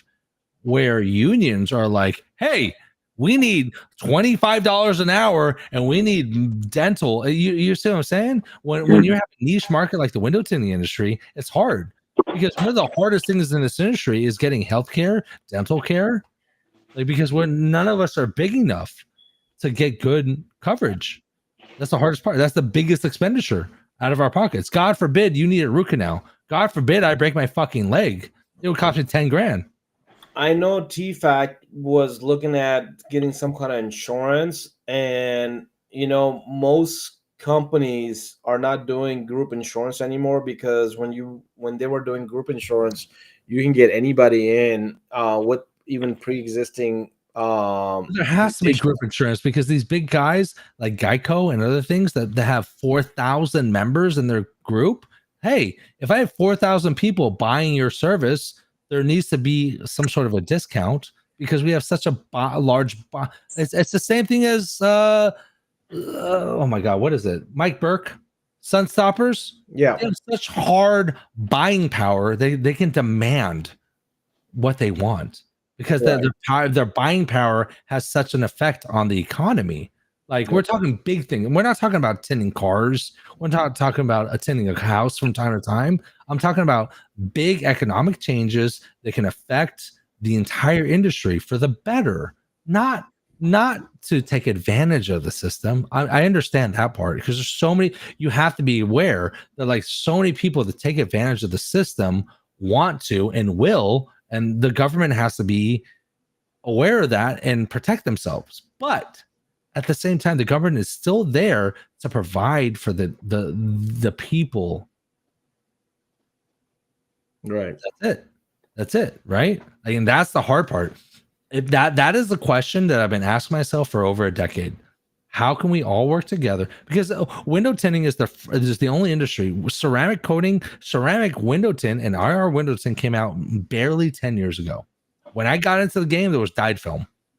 And I talked the owner into getting ceramic because you can make a little bit more money for the people that buy ceramic. Now it's a different game now, right? Yep. We have carbon film, we have dyed film, we have hybrid films that no one uses. Then we have ceramic films and IR films, and then we have flat glass films, and we have everything else. It's a growing business, and how do we survive? That's the real question. That's the hard part. And staying within the legal ramifications of the United States. That's like, if you can figure that out, Fuck all this window tinting. It's like if you can figure out a window tint that provides privacy at night. Yeah. That's it. If you can figure out a window tint that can provide privacy and privacy at night, you're a millionaire. You're a billionaire. Yeah, that would be great to answer. You know how many questions we get on that on a flat glass? Oh my god. You know what the crazy thing is? I think that the services and live streams and content that are like this right now, someone in the live stream will have an answer, and they will be the thing that changes everything. Somebody will invent it, man. Somebody will invent it. It will never be the person that thinks of it. It'll be the person that thinks of it that passes it on to the people that have power. And the people that have power are the people of influence, like you, me, Ryan, and other people that you both know that have influence that can change the industry for their good. And unfortunately, there are people that will change the industry for the bad for their own personal gain. Now, I'm not trying to get deep. You know what I'm saying? Like for the betterment of the good. If you, like I've been saying in the entire fucking chat, if you focus on the end result for the consumer, for the people, for everyone else out there, success will come. Success will come. You'll end up being a god without even trying. All right, guys, I'm gonna go ahead and spin this because we're almost at a 3-hour mark. Oh my god! Okay, we blew past an hour and 23. Yeah. I got people that are waiting for. I got texts from people that are like, "Good night." I'm like, "No, I'm coming still." Yeah. Thomas King, you won. Thomas! Oh my God, Thomas King, are you still on the live? Because you have to stay on the live to be able to win it. And we're gonna give you a 10-second count. Please. 10-second count if Thomas King is still alive. He's sleeping. On the live. I said he's still alive. Oh my God. All right. 5, 4, 3, 2, 2, 1. And the funny thing is, he's always like, I never win. Now he won, and he's not on here. Oh, right, Thomas, we got it. No, you know what? There's a 10-second delay on it, so we got to give him 5 extra seconds just for that. Because there's always that 10-second delay. So we'll give you 5 extra seconds for the delay to see if you're in the comments. 5, 4, 3. He's a great guy that offers help anybody with 2, questions. No, 1. And I guess Thomas is not here. So just clarification, because I see some people talking in regards to Mike Burke. Just to let you know, I wasn't saying anything bad. Half the people on the wheel are gone. Yeah, I mean sometimes it happens, man. I get it with you. All right, we'll spin it one more time because Thomas wasn't here. Questions about Mike Burke? I'm not knocking on Mike Burke. I was just saying that he has an immense buying power through Sun Stoppers. Just to let you know. Jeff G. Jeff G. I know he just commented. You have 10 seconds to comment.